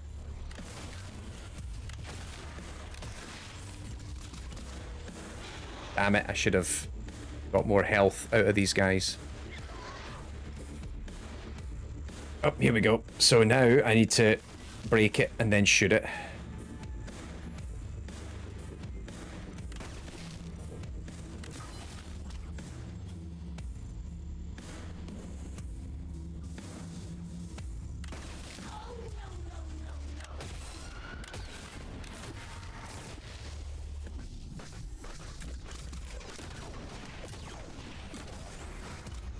Oofed.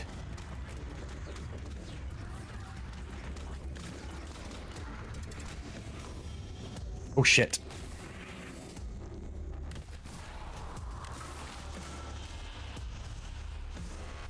There we go. Oh shit.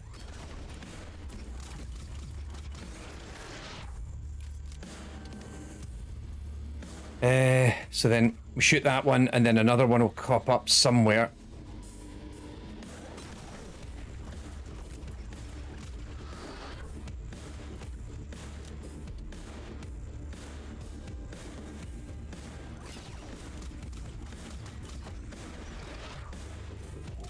Woofed. No worries, Jack. I'll chat to you soon. We should try and get on, maybe play some games at the weekend. Also just have a catch up because you've been busy and I've been busy and we've not actually played anything in ages. So yeah, let's try and get online at some point soon. It's the first. See what I mean about like, it's the. I was actually doing okay there, but then once or twice I took too many hits.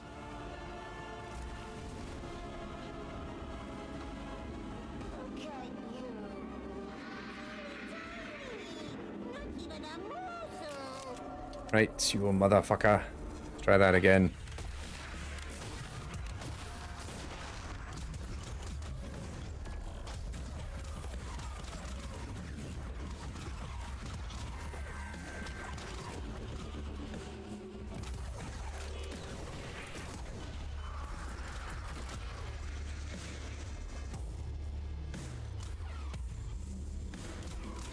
Let's try this again. So yeah, there'll be, hopefully,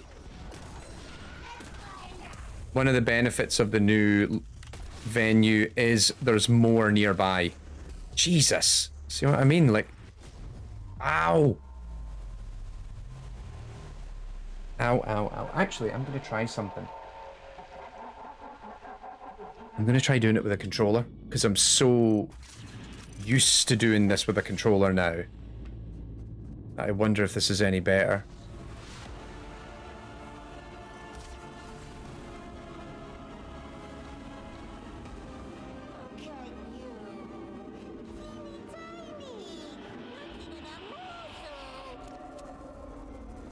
Come on.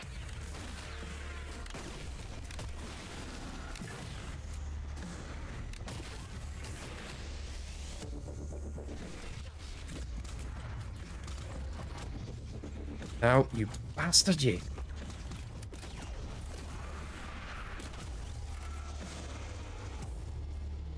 Right.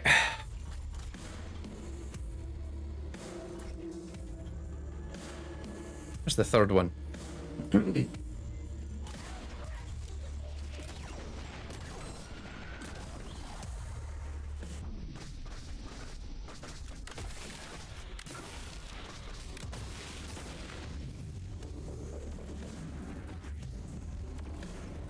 You.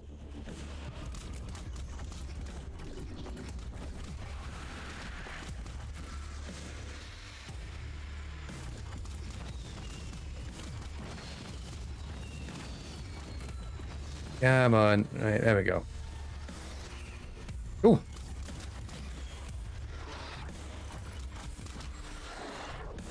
That was a little bit too close. Let's go. Alright. Slowly getting most of my health back.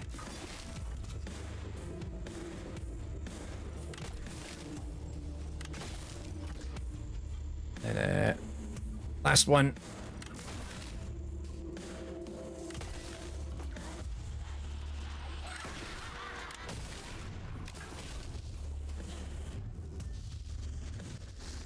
Ooh.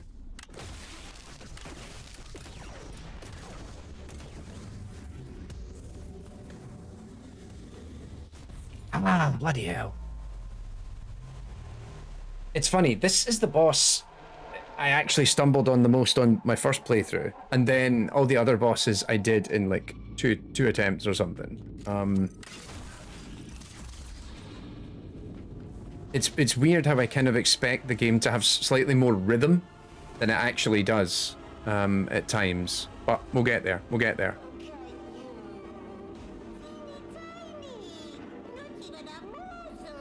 Ah, come on.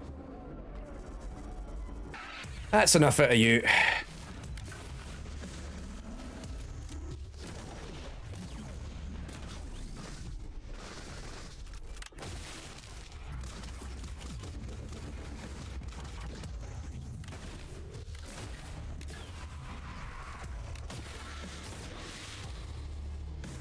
There we go. Jesus, I lost so much health there again.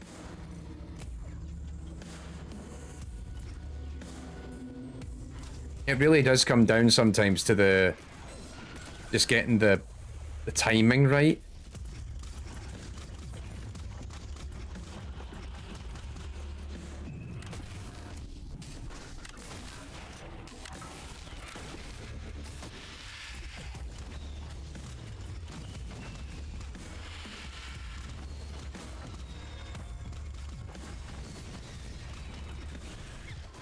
Oh, fucking hell.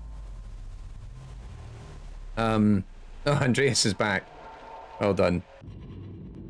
See what I mean about the iframes? Like, there, I got hit by like 3 things at once and I just instantly died. Come on. I know we can do better than this.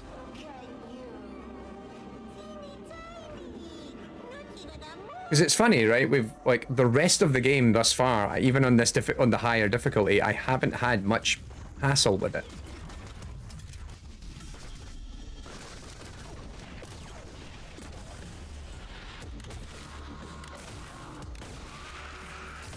There we go.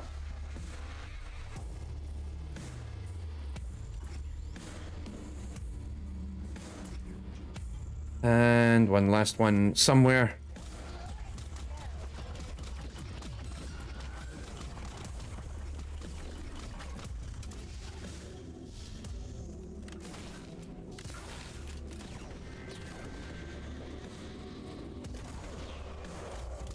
You son of a bitch.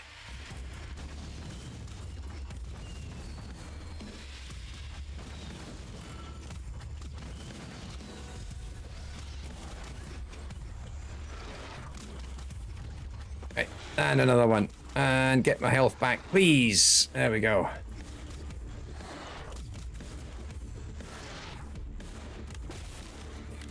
Oh, yeah.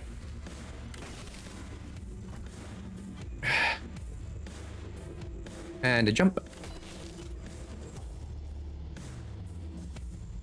Also, now that I'm back, I can finally catch up on my backlog. Do you remember how, like, we ended up playing Replaced on stream in, like, what was it?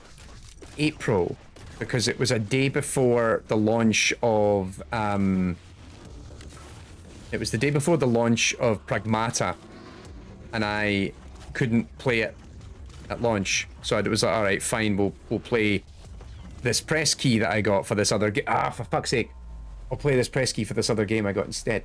I haven't even started Pragmata yet. I've just not had time. Also, because I ended up getting a bunch of press keys for different games, and it was like, all right, well, you're supposed to like then do content within a window.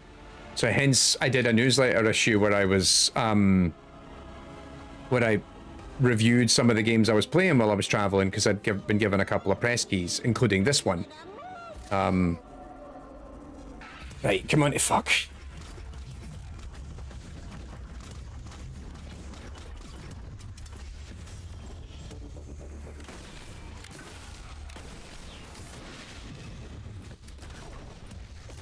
Fuck's sake. Ooh. So yeah, I finished Replaced off stream. I thought it outstayed its welcome a little bit, but generally I quite enjoyed it.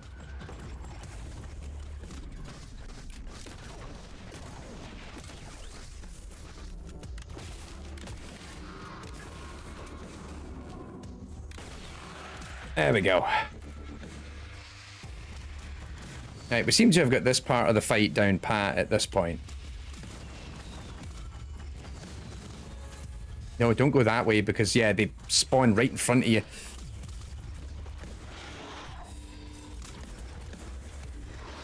Oofed.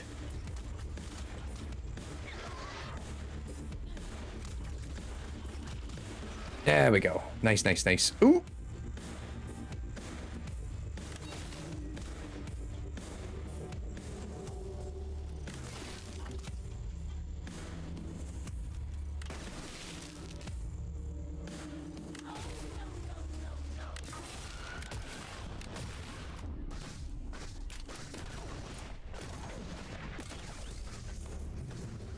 Okay, there we go.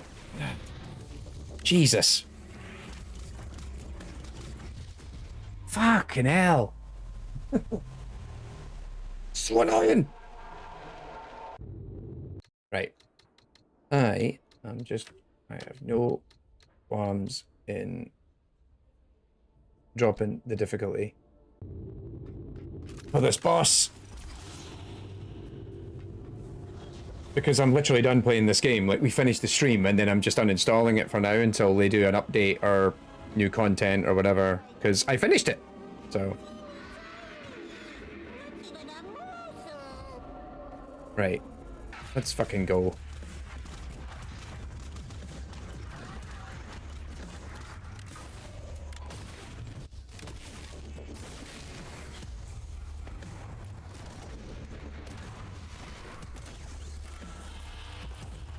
Yeah, right. Done.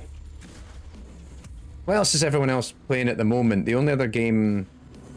So I've got Pragmata to start playing. I've got a bunch of games that we're trying to play for content as well, for episodes of AI and games that we'll come to in the future. Also a couple of games that I'm just playing for giggles. Fuck.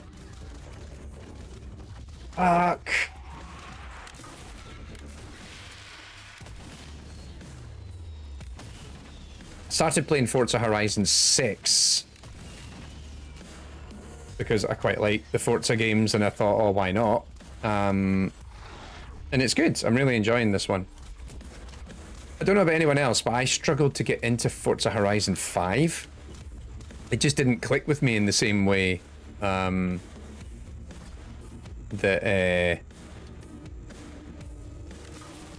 like even 4 I felt I had a better time with than 5. I don't know, there was just something about 5, it just didn't really mesh with me, but thus far what I've played of 6 I'm quite enjoying.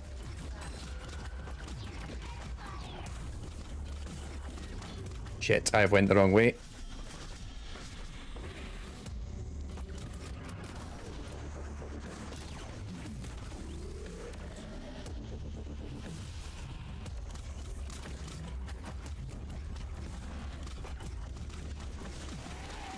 There we go.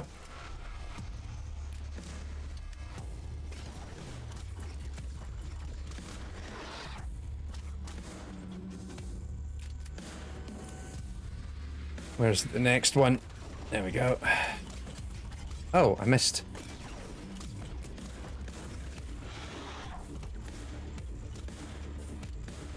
And then once more with feeling.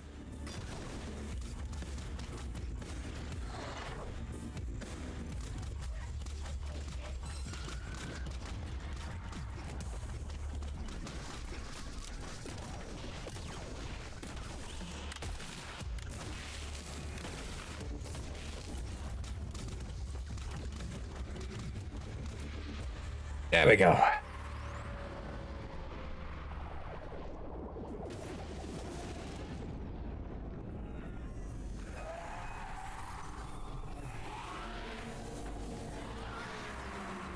Blow up now. Oofed.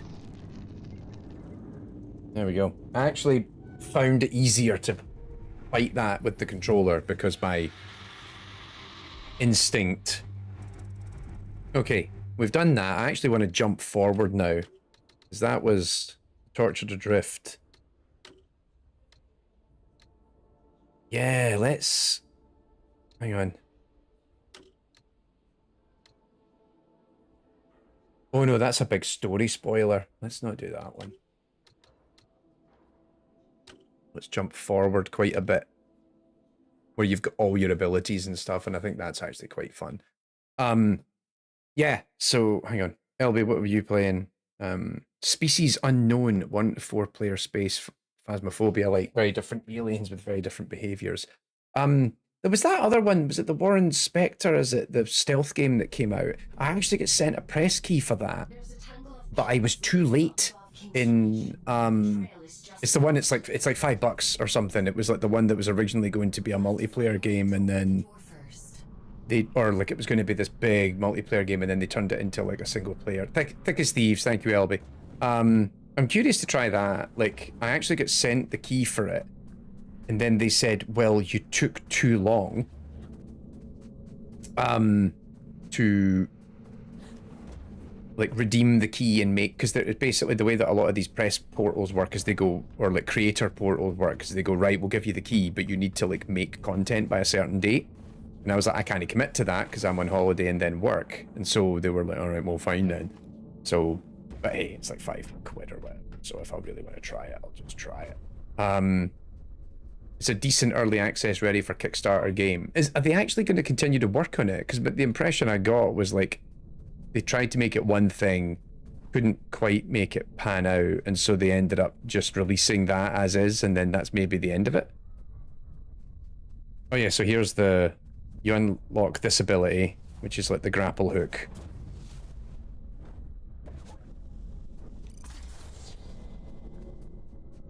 Nope. Nope, I got whatever was in here.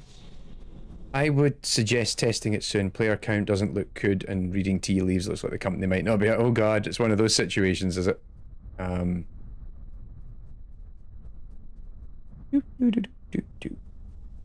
on, where am I? Oh, I've just realized I did the wrong thing. The actual place I need to go here.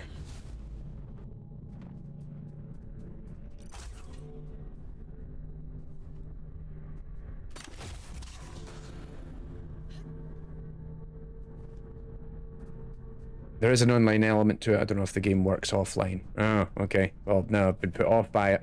I do have, however, because a key... I literally got the key sent to me today. Deep Rock Galactic Rogue Core, which is the roguelike version of Deep Rock Galactic. And we played a bit of Deep Rock Galactic on stream many, many moons ago, I think.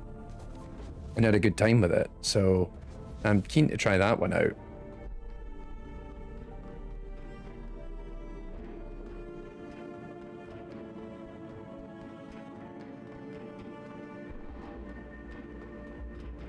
Do. Also, I can fast forward through the game and it's not a big deal, like, versus the original press notes where they're like, please don't play I think actually the original press notes we had prior to release was the boss battle I just showed you. I think that was as far as I could actually show the game. I think, yes, it was a classic Handsome Jack game. We played a lot of it when it first came to Game Pass, if I remember right. Back when we still paid for Game Pass.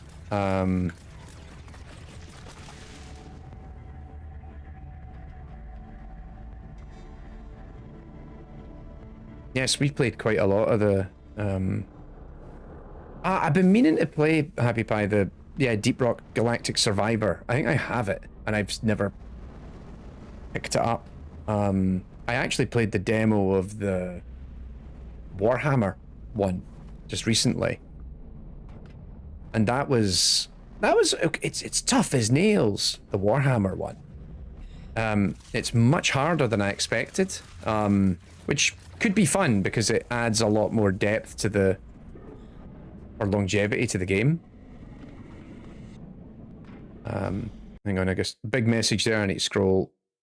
Andreas, I tested a fun little game developed by a Korean studio during Nordic Game Conference, Guns and Dragons. They told me the first boss was not beatable with Sniper. I took that personally and became the second player to beat it. Then I came back the day after and did a pistol-only run, including beating the boss.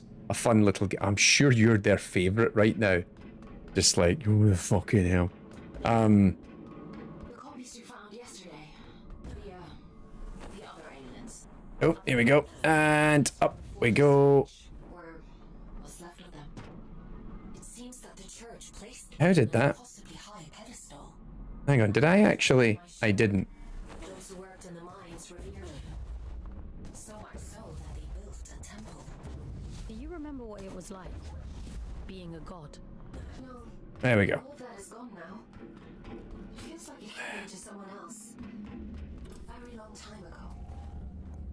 Yeah, big platforming energy. No moments. Ugh. Game really loves throwing you at these.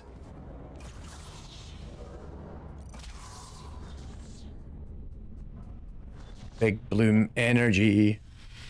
Oh shit.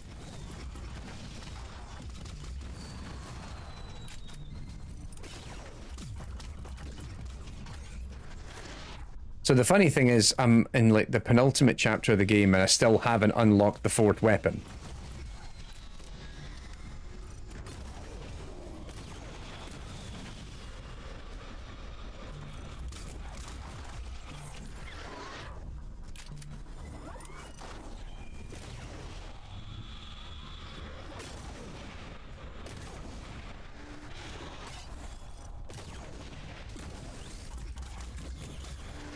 You also gradually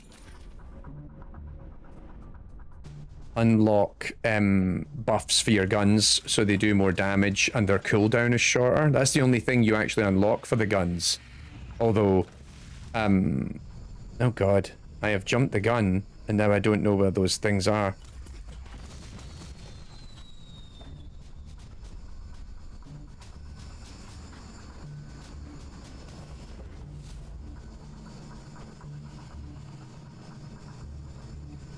No, it's moving somewhere. Never mind. Run away.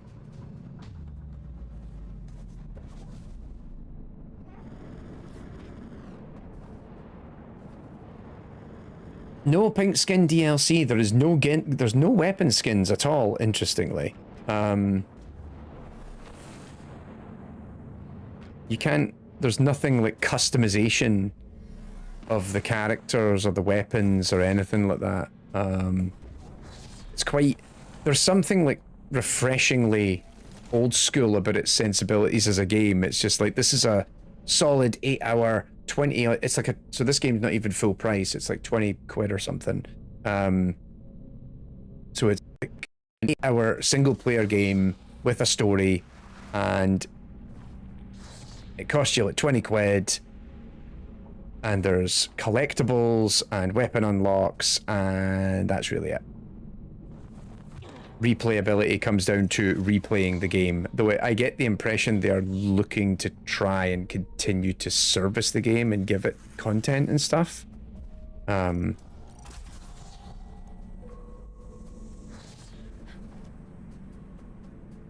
yeah, there's something like refreshingly old school about this game that I quite like.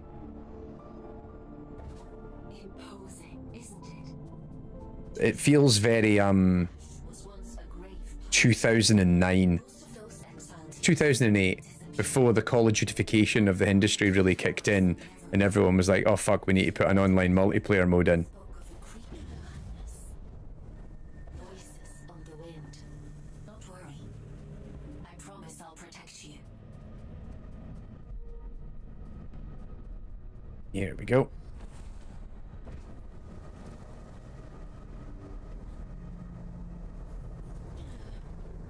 What did I miss there? Oh, there was a... I didn't see that. You only go through each level once. Although, as you saw, like, we go to King's Landing or King's Reach or wherever it is a couple of times, but that's... So they have this briefly set up as like a hub for some of the levels, but it's only ever at the start. No. Oh, so that guy, the Cleric of Decay, that's one of the newer enemies you meet. Because he basically fires mortars.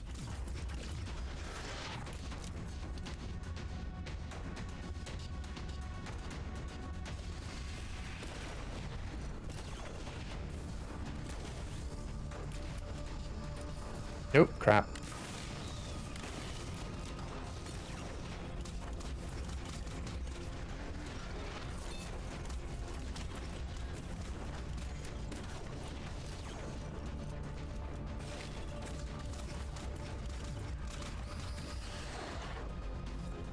There we go, get that guy out the way early.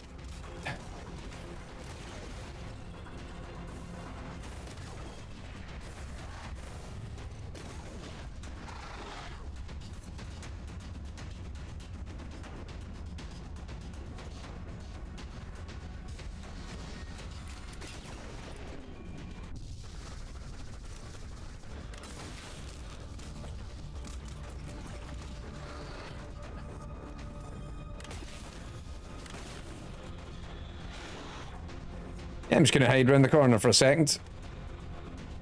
While you do that.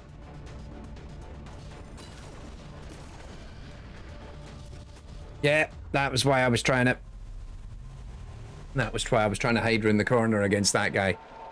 Because, yeah, no iframes, so you just get absolutely slaughtered. Did I put the difficulty back up? I think I did. Get it back up. No. There we go. I felt like I got away there with being a bit shit a couple of times.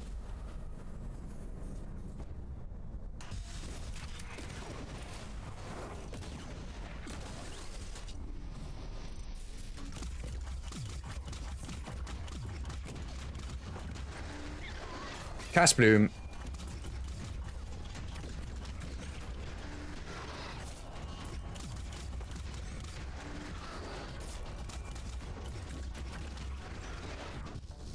Ow, fucking hell. Typical.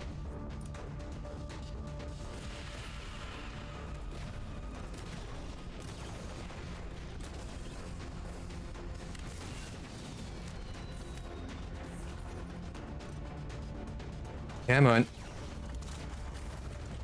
So, pop them open.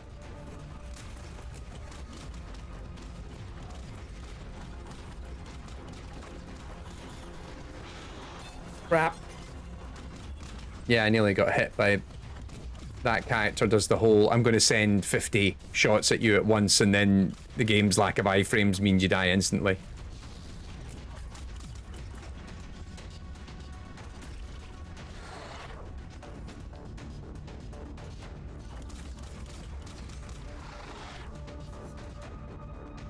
Okay.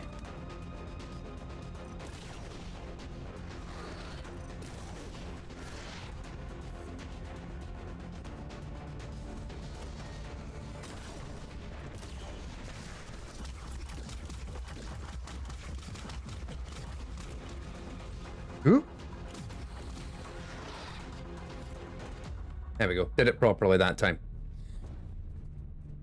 Oh. The moment she recalls her godhood, she sends you to kill me. Darkness. Oh, here we go. We actually unlocked the final gun of the game. Aylin. I know. I can feel him. It's just words, Fox. That's all he has. Meet the gun. Yes, the last weapon in the game is a lock-on rocket launcher that can fire multiple rockets at once, which is kind of neat.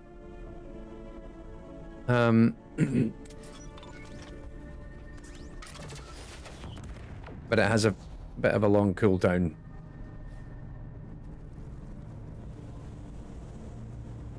Although it doesn't have a long cooldown here because this is just them showing you how to use it. Later on in combat, it can actually have a long cooldown. I think, like, it has a long cooldown if you definitely don't, like, successfully kill everything.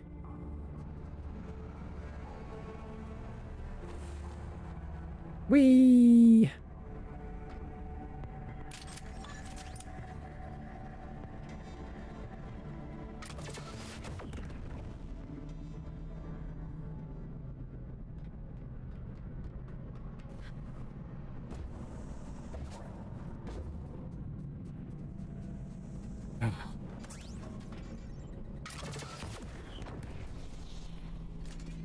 There we go. But yeah, we have a bunch of videos to start putting out in the next couple of weeks. I'm literally this afternoon was writing like 4 different scripts. So yeah, now that we're in combat, it has a really long cooldown on it.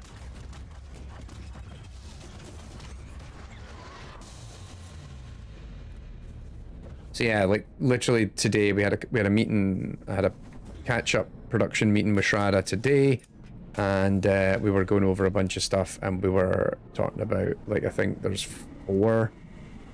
Well, I literally have something like 4 different I have 4 different episode scripts I'm in the middle of writing, and I just need to polish. Well, I've got 2 that are close to finished and 2 that are halfway along. And so, yeah, we will get started on that. I mean, hopefully I'm going to start recording all of them as soon as Monday. Oh, crap.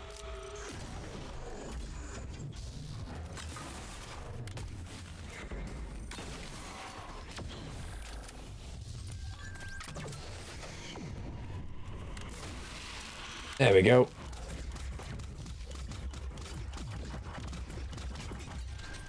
Crap, crap, crap, crap.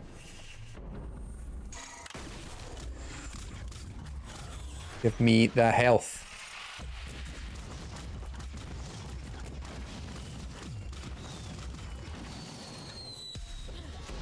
Oh, shit. Woo!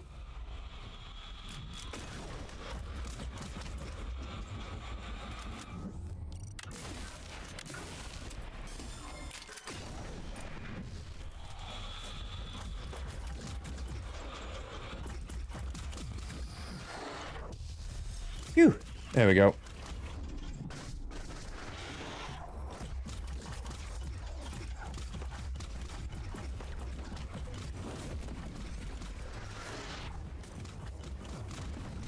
Bloody hell, he's a bit too big for his britches. Ah, pucker.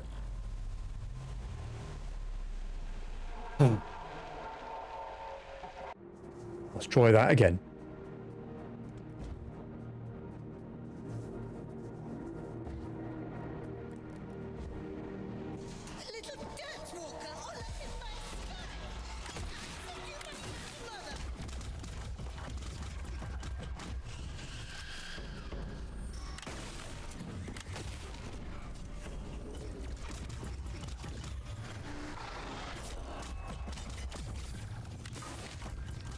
Yeah, it's all about being able to, like, know the enemy, understand which enemies you're going to fight against, and then hot swap into the right weapons in the moment.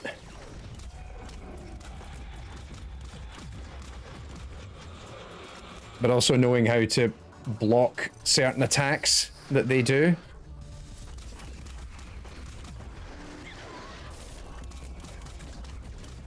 Oh, why am I doing this?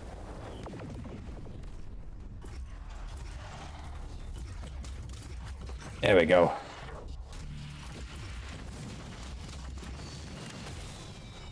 Oh, shit. Ooh! You again.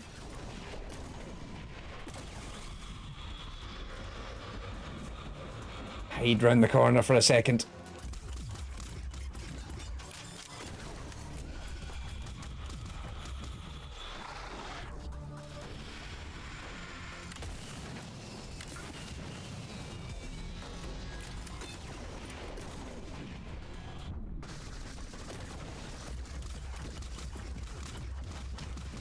Whew.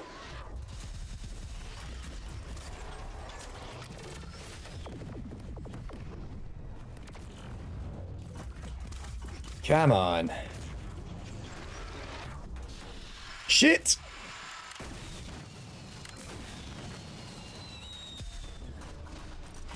Oh, here we go. So that's one of the big bad bosses that you meet later in the game, who then becomes a regular encounter enemy.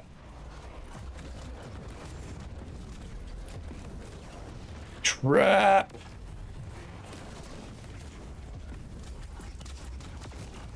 Yeah, these guys are annoying. I really need to take them out as soon as I can.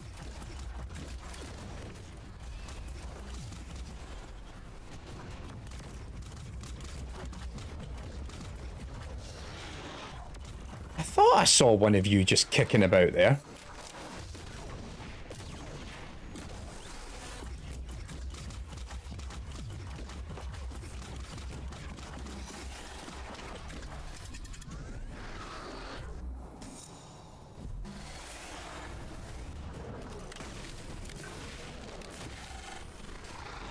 There we go. Woo. Oh, crap. I thought that was the end. There was still one guy alive. Jesus. See, if I died because of that, that would have been so frustrating. Right, where am I going? Yeah, the rocket launcher, when it clicks, is like this great, like, one-hit kill that just wipes out an entire room.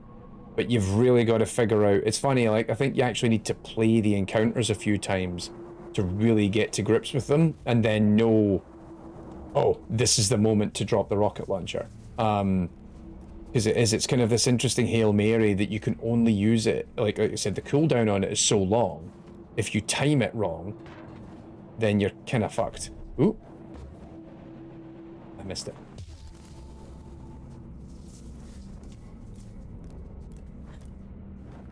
Oh.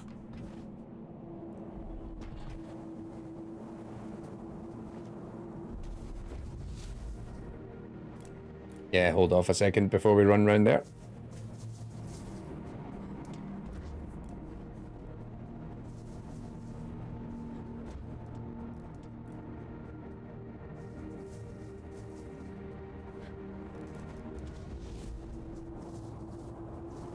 And run, there we go.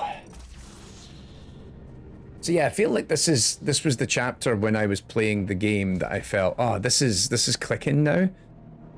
Like the whole game is beginning to really take shape. And like the encounter design is getting really interesting because all of the... everything is in the game now. Like everything it wanted to introduce is here. And so the game's now cooking, you know? Which is a shame because then I think there's an opportunity to do more at this point and then the game doesn't really do it. That said... Oh, fuck me. Yeah, there is a kind of Mega Man-esque quality to it, isn't there? So yeah, it's kind of funny. I kind of wanted this part of the game to be longer. Because I think this whole chapter is my favorite part of the game, because it was like, right, everything's cooking now. We've got all these different systems. You've got all these different enemy types. It feels like everything that you were trying to introduce is in now. And so now you can really start, from a design perspective, really playing with it, you know? And I feel like the game just doesn't quite get the chance to cook with it as much as it ought to.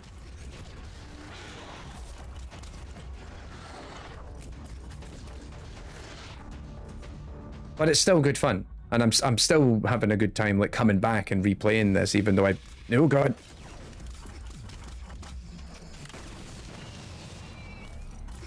Oh shit, no. Even though I only just finished, I think I literally played this bit Monday night in my hotel room, maybe? Like, generally this game runs really well on the Steam Deck too. Like, your battery performance isn't great. I managed to optimize it so I would get maybe, you know, close to an hour. I think I managed to get it up to about, I think I managed to optimize it so I could get about 2 hours of gameplay.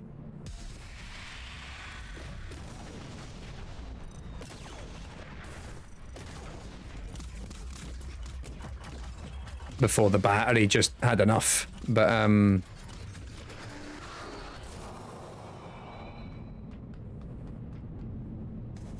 and up we go.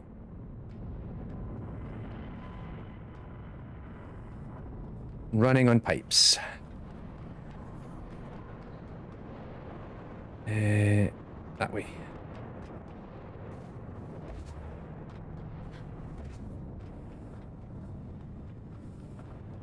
There we go. So I feel like the game's like... So I had a good time with this in general, but I do think it's like, oh, there's more they could add. Like, also, like, without spoiling much, the game does end on a cliffhanger. Not quite a cliffhanger, but there is clearly more story they could deliver.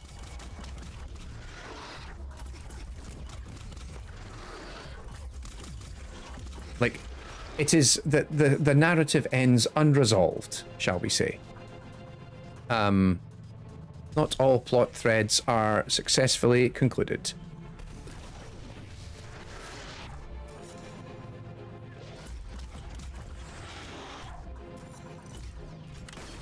I should have blew up that guy so I could crack that shield from afar.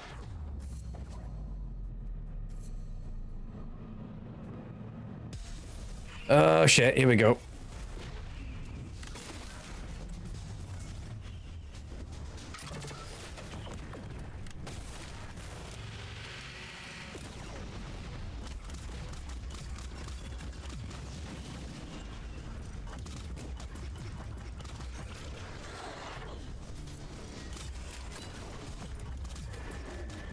Shit!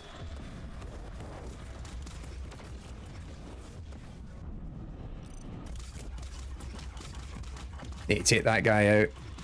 He's the problem.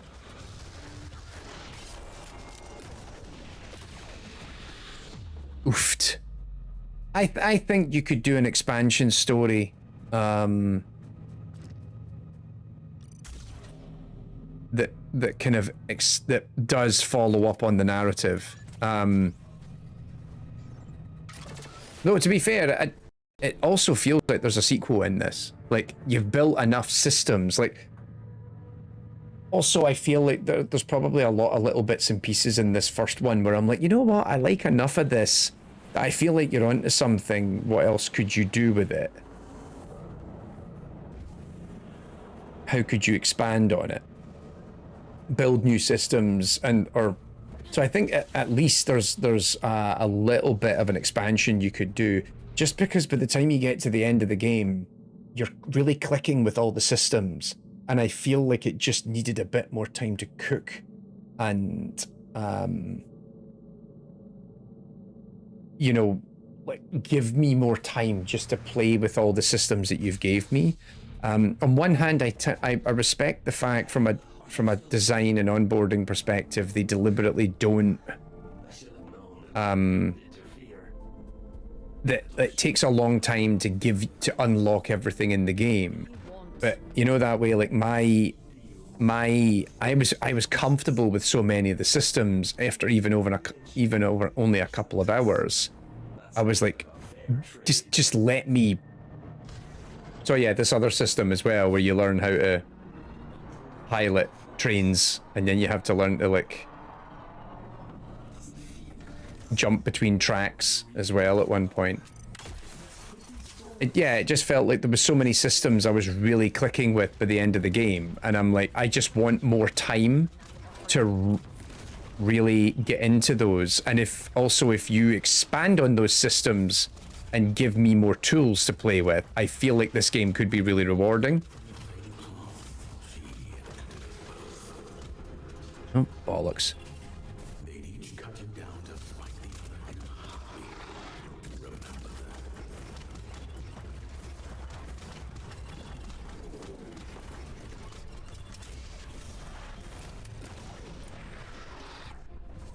There we go. Oh, shit in hell. Wasn't expecting that.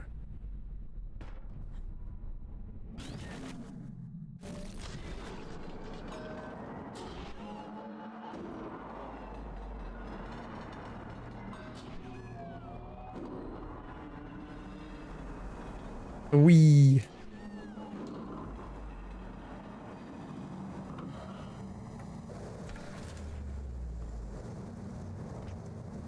Ah, there we go.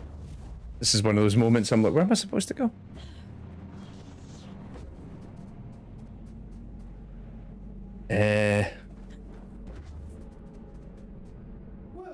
Narrative. Yeah, the first time you do the train rail system's quite fun as well, because there's this whole I'm gonna skip over the story bit because I don't want to. There are some interesting plot revelations at this point that I'm going to avoid, so you don't. If you do want to play it, we don't spoil it. Blah blah blah blah blah blah blah blah blah blah.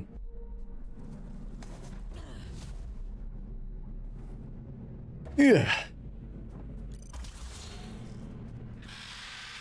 Shit.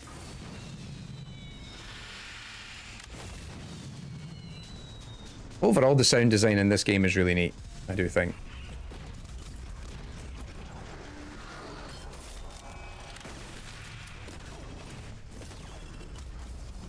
Ooh.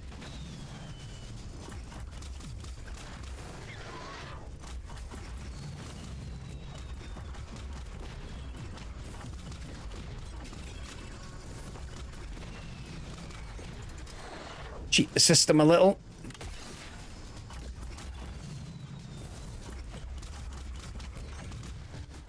Oh, fucking hell. Oh, that's so rough. That's so annoying. I had you, you were dead. Oh well.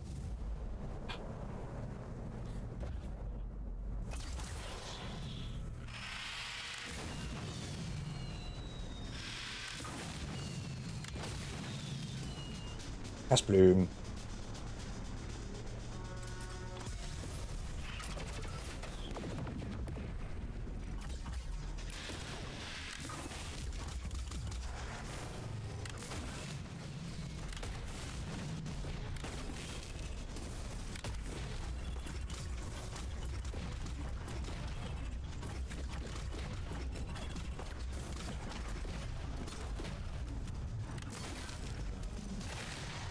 There we go.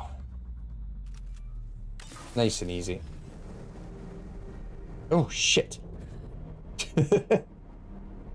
Misjudged that.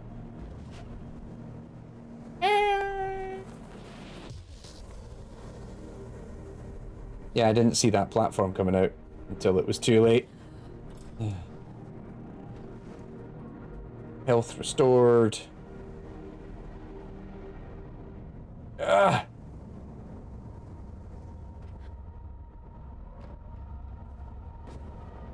Whee. Game's very big at this point on making you do like big jumps down and then also like big boosts up.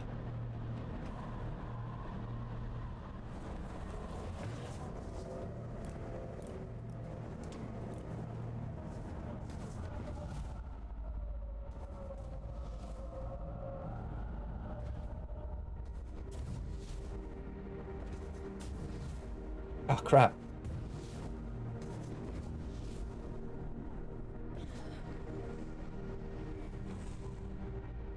Oh crap, no.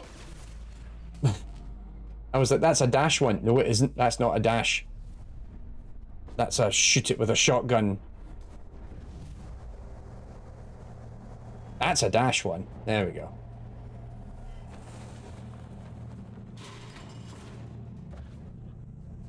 But yeah, see, once you begin to understand, like, once you speak the game's language as it will, you know, even here, where I don't think I'm playing particularly great, it really clicks, and it's quite satisfying. Crap!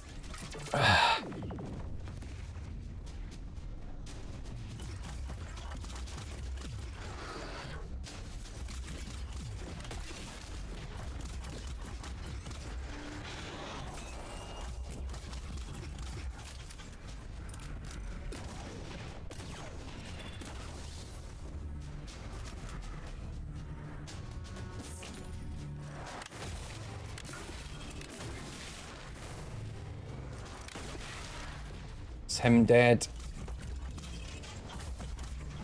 He's nearly dead. Get that health. Oh shit in hell.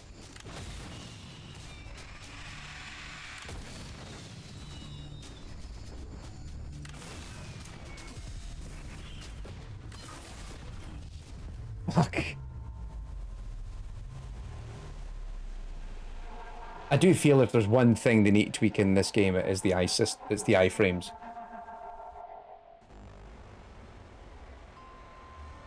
It just feels a little unfair. Like, because when that happens, you don't really have the opportunity to learn from it. Like, something happens, one of them hits you, you don't even get the moment to really kind of begin to figure out, how did I get hit? Like, why is that happening?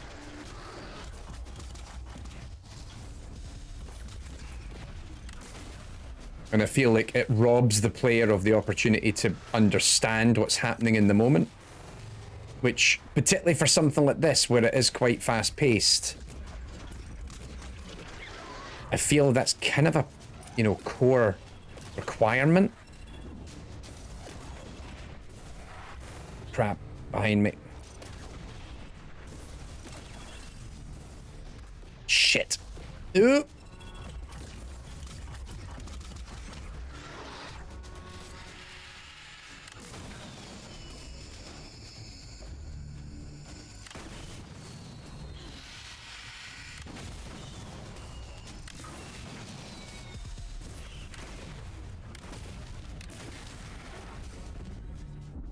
Oofed.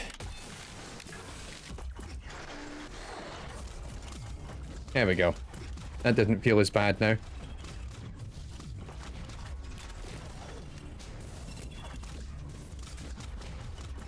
Keep bloody still. Oh, fucking hell.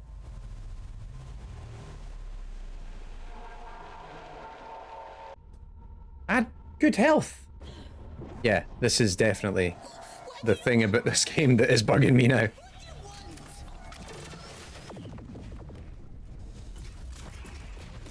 Oh, that time it killed them all in one go. That was much more satisfying.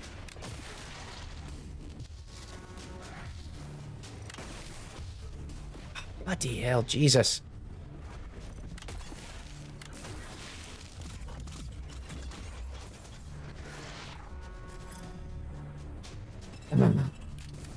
This is a bad start to this round. We shall improve.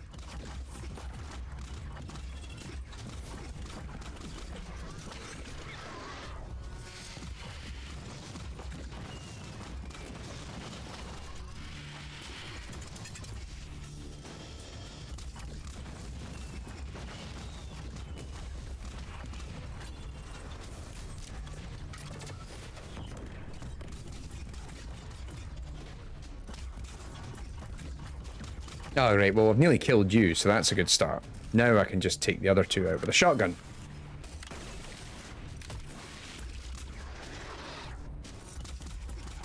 I don't think this is the last wave either. No, it is not! Which means there'll be another wave after this with a big bad. One of these fuckers.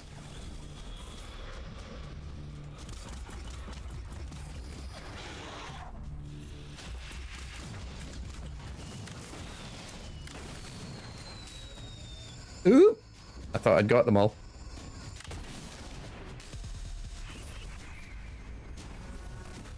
Oh crap.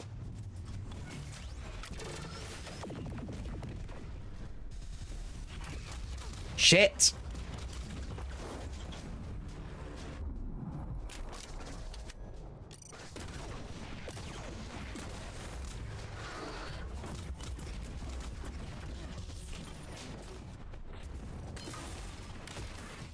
Yep. I know it here.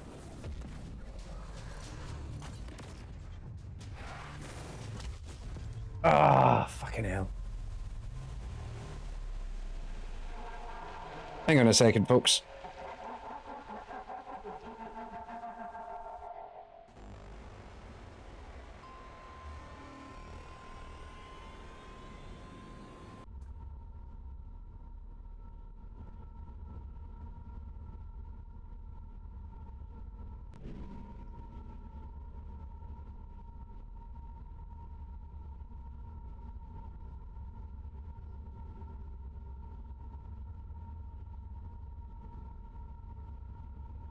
There we go.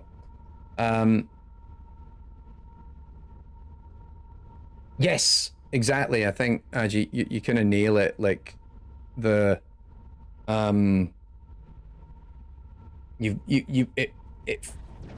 get the visual element in this of being hit a lot, but you don't really get the... I think the iframes are useful just to give you enough time to process the knowledge. And like you said, you add layers to it, and I've accidentally just used my shield, which is a waste of a shield now. But it is, it's like when it happens, I need to be able to process better why it's happening. Other than, oh, I've been hit, and I'm like, right, but where did I get hit from? And give me that time to process it. Like, I've noticed it gives you like damage indicators. Oh, you got hit slightly from the left. I'm like, yeah. But I think also it's not as apparent as it could be.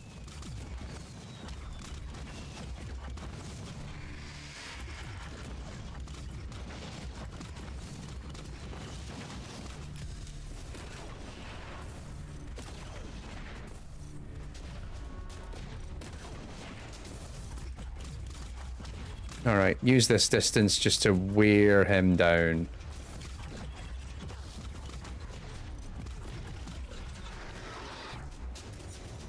I was like, do I use him for health or breaking shields? And I wasn't sure. Just get the health. I think I can take these guys without much hassle. And then...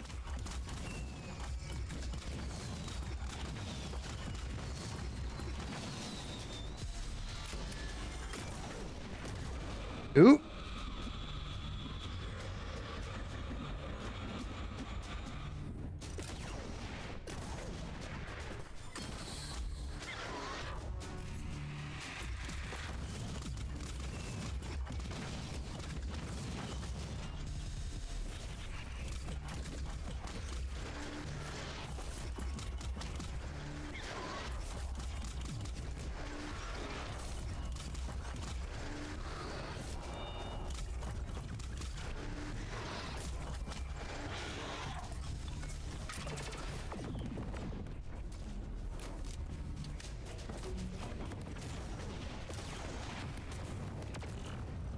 That's 2.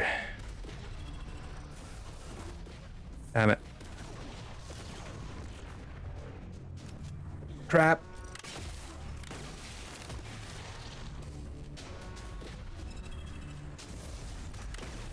This guy is still alive and too far away from my shields to hit him. I think this is it. I think this is the last wave. So we just need to...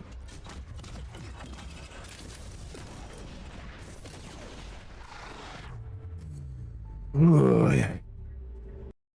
We did it! Woo! That was spicy. What time is it? It's 10 o'clock. I'll play for another 20 odd minutes or so and then I will wrap.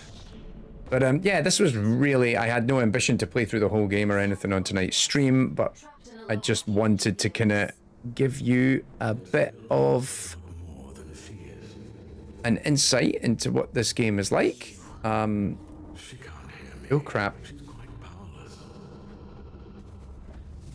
Why else would she make you do her dirty work for her? There we go. Whatever Hey. he's saying, it's all lies. You can't trust him. She sounds desperate, doesn't she? Ah, stop it! Both of you! Please, just leave me in peace for 5 minutes.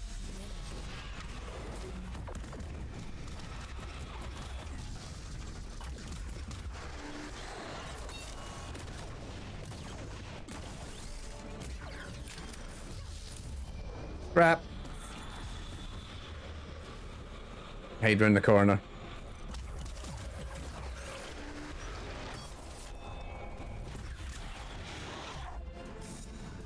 From a neuroscience perspective, we need several layers of tactile feedback or signals in order to right, it feels like we're missing one. Because it gives you a couple, but I don't think it gives you enough for me to, like, properly process everything. And I don't...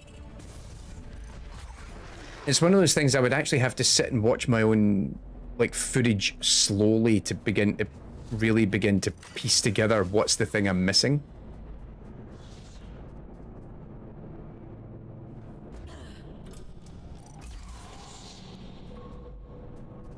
Oh, not another one.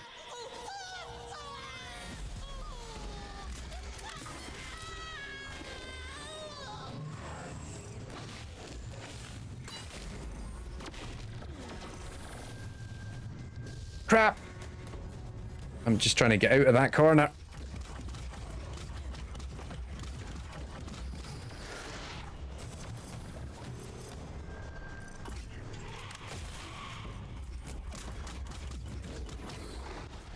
Oh, fucking hell. That's so lame.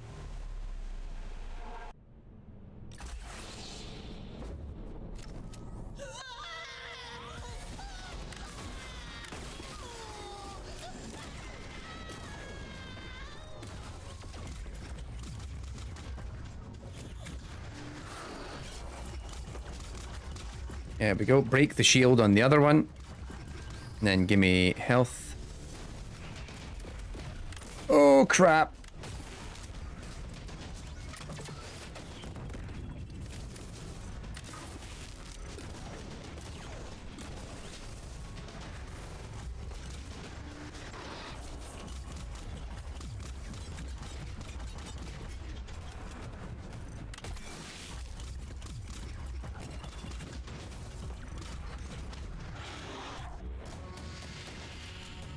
Here we go.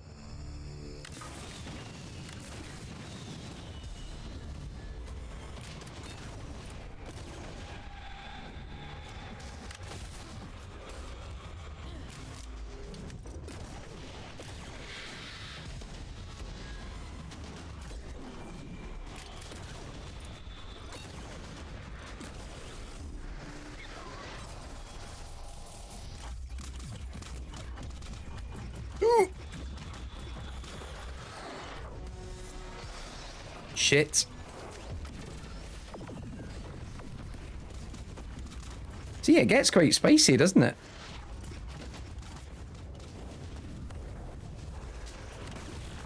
Fuck you.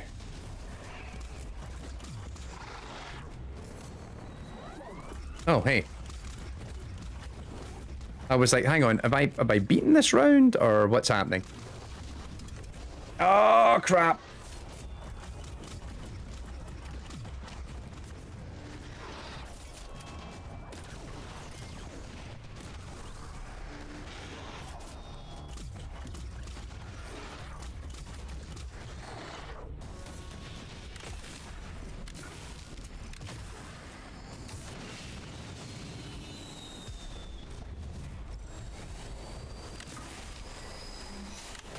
Oh, shit in hell.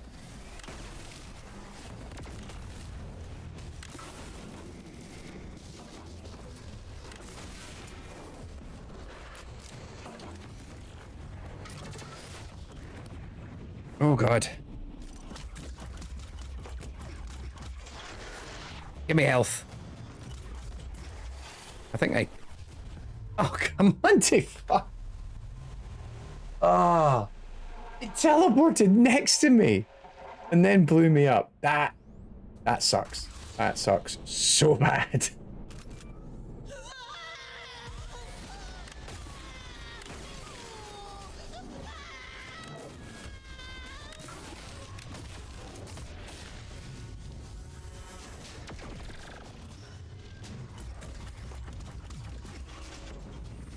Nope, crap. Nope.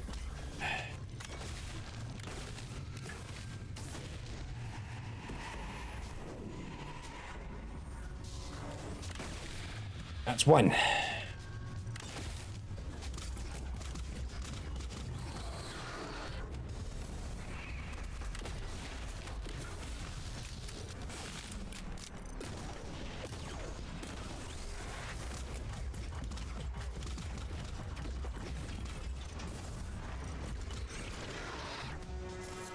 Nice.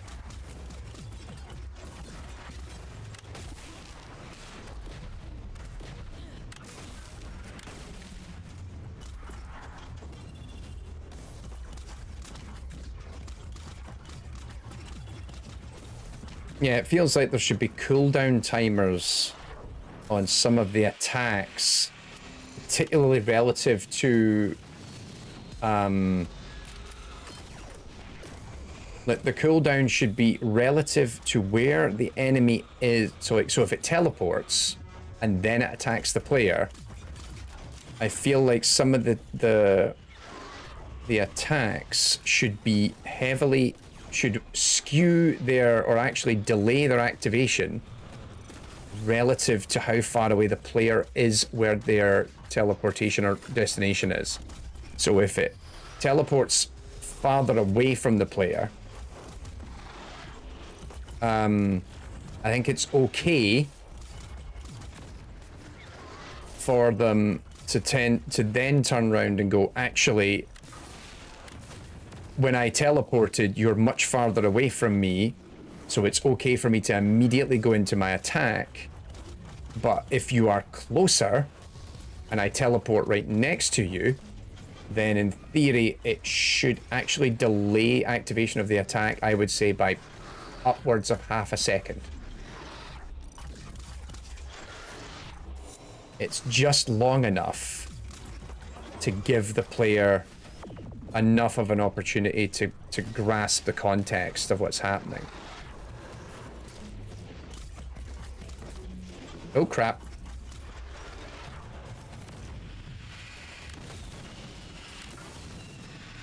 Oh shit.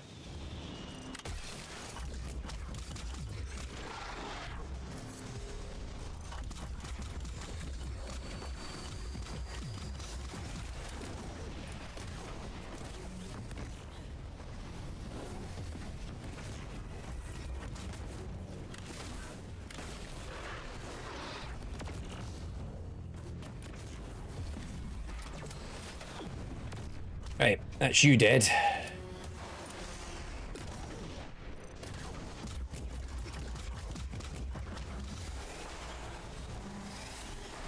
Yeah, because notice that, look, it like immediately attacks.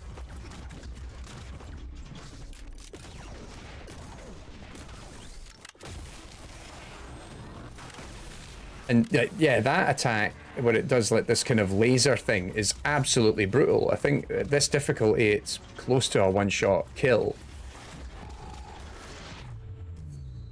There we go.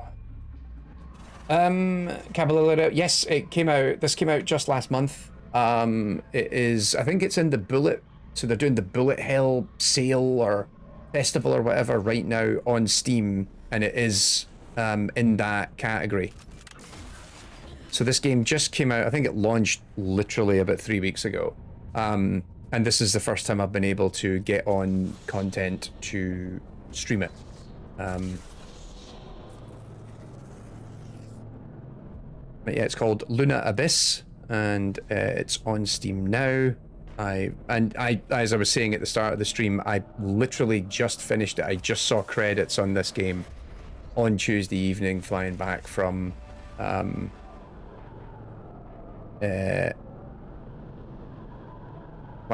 Dublin. No, sorry, Berlin. Why am I getting a bunch of achievements? This is one of those things because I played this on the. I got to this point on the flight, so I wonder if these are a bunch of achievements. I've just had several achievements pop, and I'm like, I should have got these already because I finished the damn game. How does the widow feel? Some new scouts have a hard time with a change in perspective. I've been pinging between giant eyes like a pinball this whole time. This is much nicer. I suppose so. How do you decide who ends up in what warden? Is it just a matter of what's available at the time? It's nothing to do with me. Data and achievement compilation, indeed. And you end up in. Huh. Based on what? I suppose it must see something in your soul. Yeah, the game loves making you do these big jumps towards the end.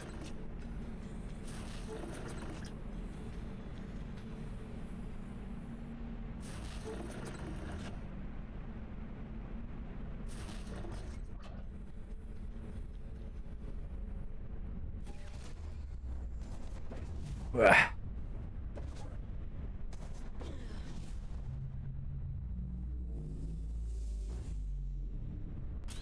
There we go.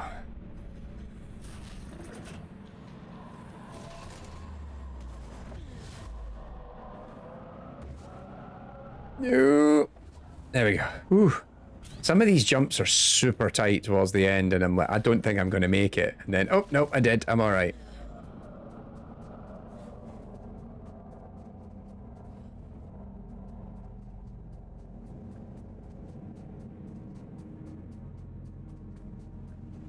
Big statue of evil deity implies there is a boss. Kind of like big deity. That would be correct.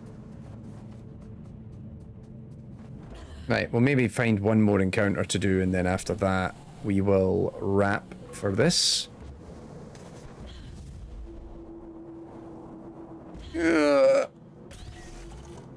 is one of those like platforming sequences where, you know, you're kind of like when you play Mario and you lean really far over just to make sure that you get the controller there. And this kind of feels like that. The amount of times I do these jumps and I'm just kind of like burying my finger into the keyboard like, fucking go!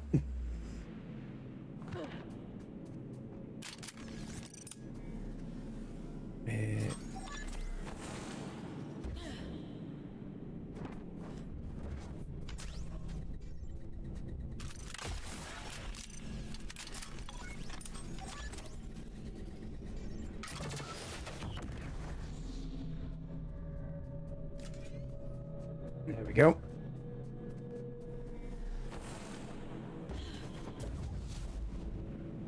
Whee!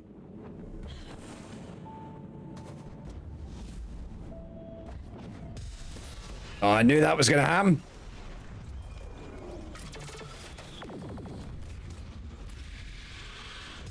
Woofed. Shit. That was close.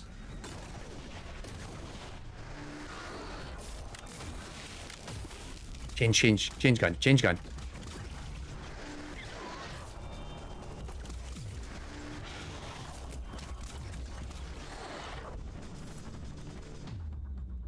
Whew.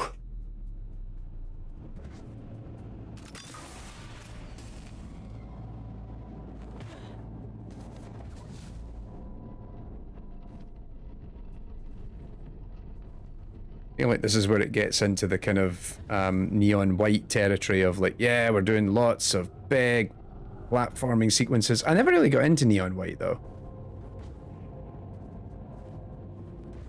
It was one of those games where like as soon as I saw there was a timer on it, it actually kind of ruined it a little for me. I was like, nah, this is gonna rub me the wrong way, you know?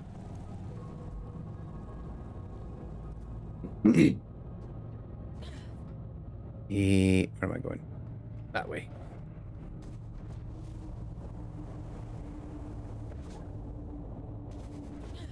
Ooh.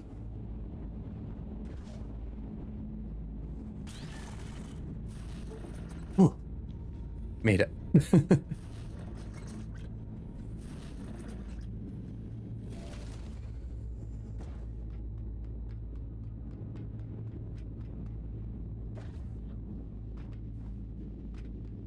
Yes, lots of running around in big pipes.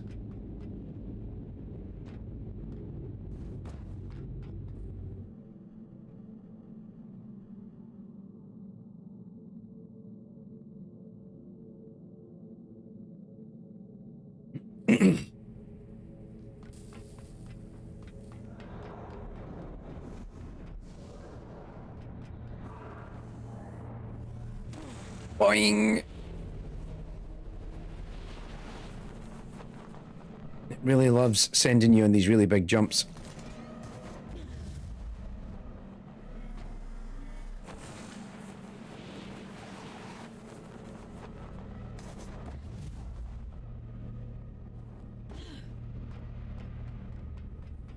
Okie doke. Next combat, we'll call it there, I think.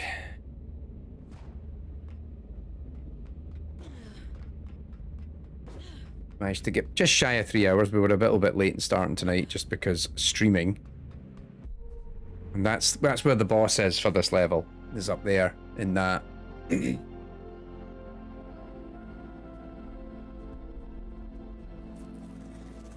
Again, like environment design and stuff like that is pretty immense. Quiet for a while now, hasn't he? Maybe he's given up. No. I know my brother. He doesn't just give up.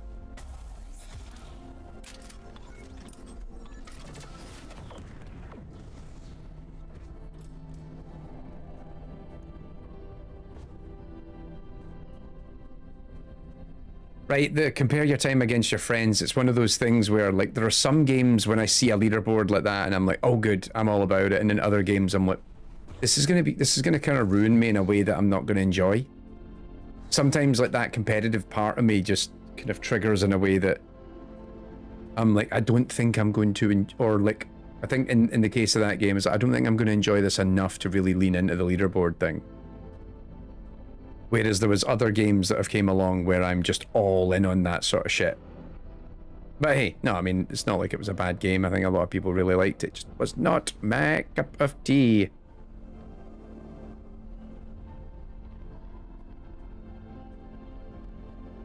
Man.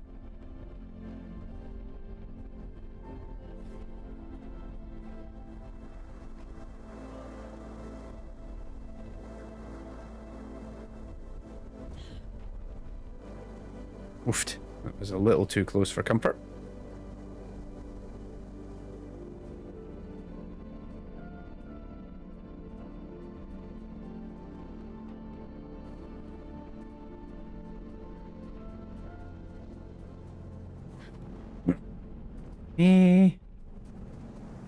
Oh yeah, taking that elevator, aren't I?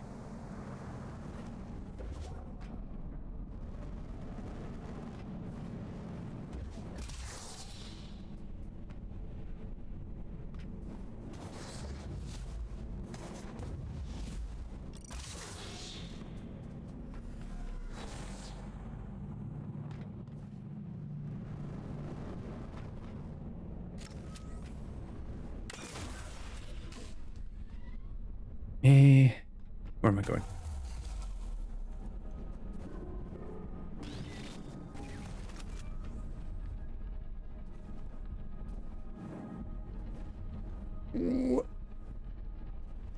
There we go. Ooh.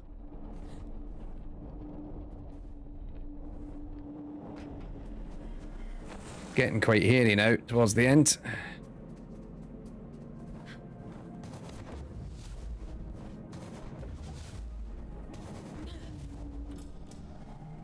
Oh, come on, shit. Ah! Ah, okay, I got the checkpoint. It wouldn't give me my replenished health again, but I got the checkpoint at least.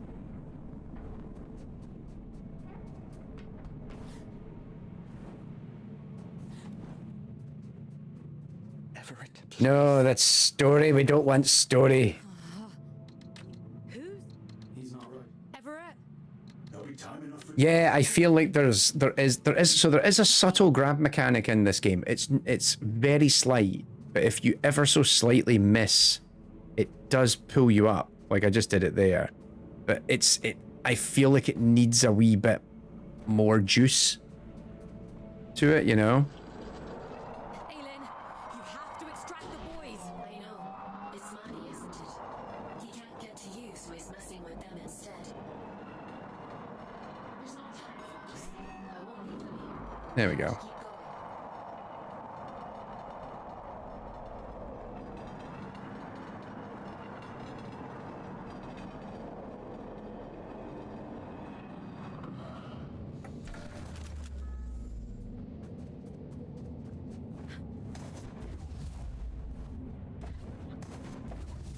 I actually don't know whether there is another combat sequence between now and the boss, because I'm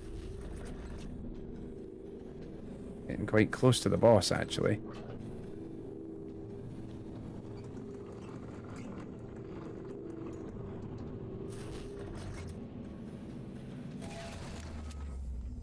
We'll have, if we end up getting to the boss, we'll do one go of it, and then if I get it, I get it. If I don't, I don't. I'm waiting your signal. And we'll call it there. Oh. Why am I... Aylin, are you there?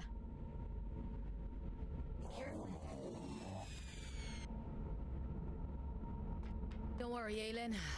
I'll take care of it.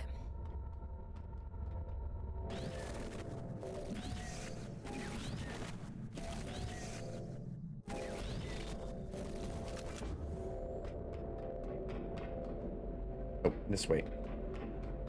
I'd hoped it wouldn't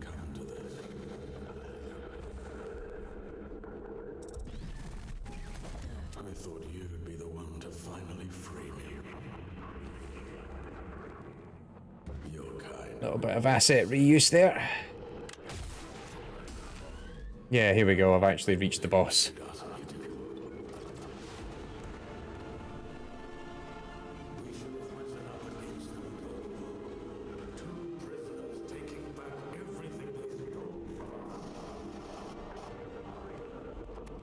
So we saw the last one, or one of the earlier bosses, and that was the big one that I had to like take the shields out around them. You're insane.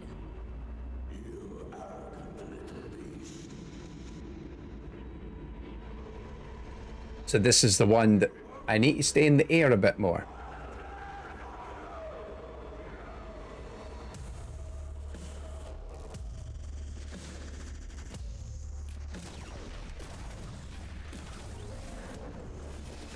Yeah.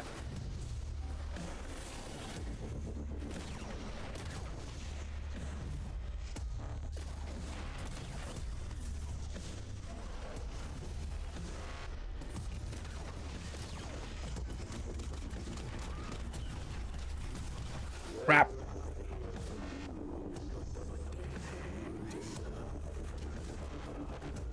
Oh yeah, here we go.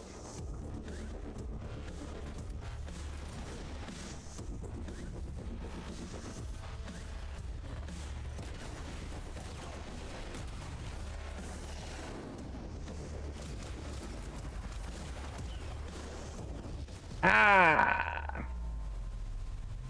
Alright, I'm going to stop there. Could keep going, but no, we need to stop because we're at the 3-hour mark. I need to get ready for my bed. I got a long day ahead of me. Anyway, so that's a late game boss. I quite like this one. That's quite a fun boss battle to do, particularly when you... at one point, I think particularly when I was playing it before, I really got into that flow of air dash, turn, shoot him with a sniper rifle, air dash, and then like maybe get 2 hits in, then air dash, use the grapple hook thing, pull myself to that next orb, throw myself in the air, turn around and get a few hits, and it's quite satisfying when you get the flow of it. But yeah, so that is Luna Abyss, and I've had a good time with it. It's on Steam now. I think it's generally got mostly positive reviews. I think a lot of people have similar concerns that I have, that it's like it feels like there's a little couple of tweak balance patches they could put in, and I think the game would really pop. But also, I do think more content. I find once I got to chapter 5, I was like, oh, this game's cooking now, and it would be great to have more of that. But as you can see, it's a lot of game. And so I imagine that's not an easy thing for them to just go and fart out new content. But yeah, I've had a good time with it. Okay, so yeah, we'll be back on for a stream hopefully next week. I might try and play Deep Rock Galactic Rogue Core next week, because we've got a key for that and I want to check it out. Or I remember we put out a poll months ago on what should be the next game I do a full playthrough of on camera after I'd finished Resident Evil Requiem. And I think the vote was for Metal Gear Solid Delta. I need to double check. But yeah, we should probably get around to doing that at some point. But in the meantime, I have lots of content to do and I need to sleep. So but yeah, thanks for tuning in, everyone. Hope you're all doing well. And yeah, catch you all in the Discord or elsewhere pretty soon. See you later. Oh, that doesn't work. I've got to do this.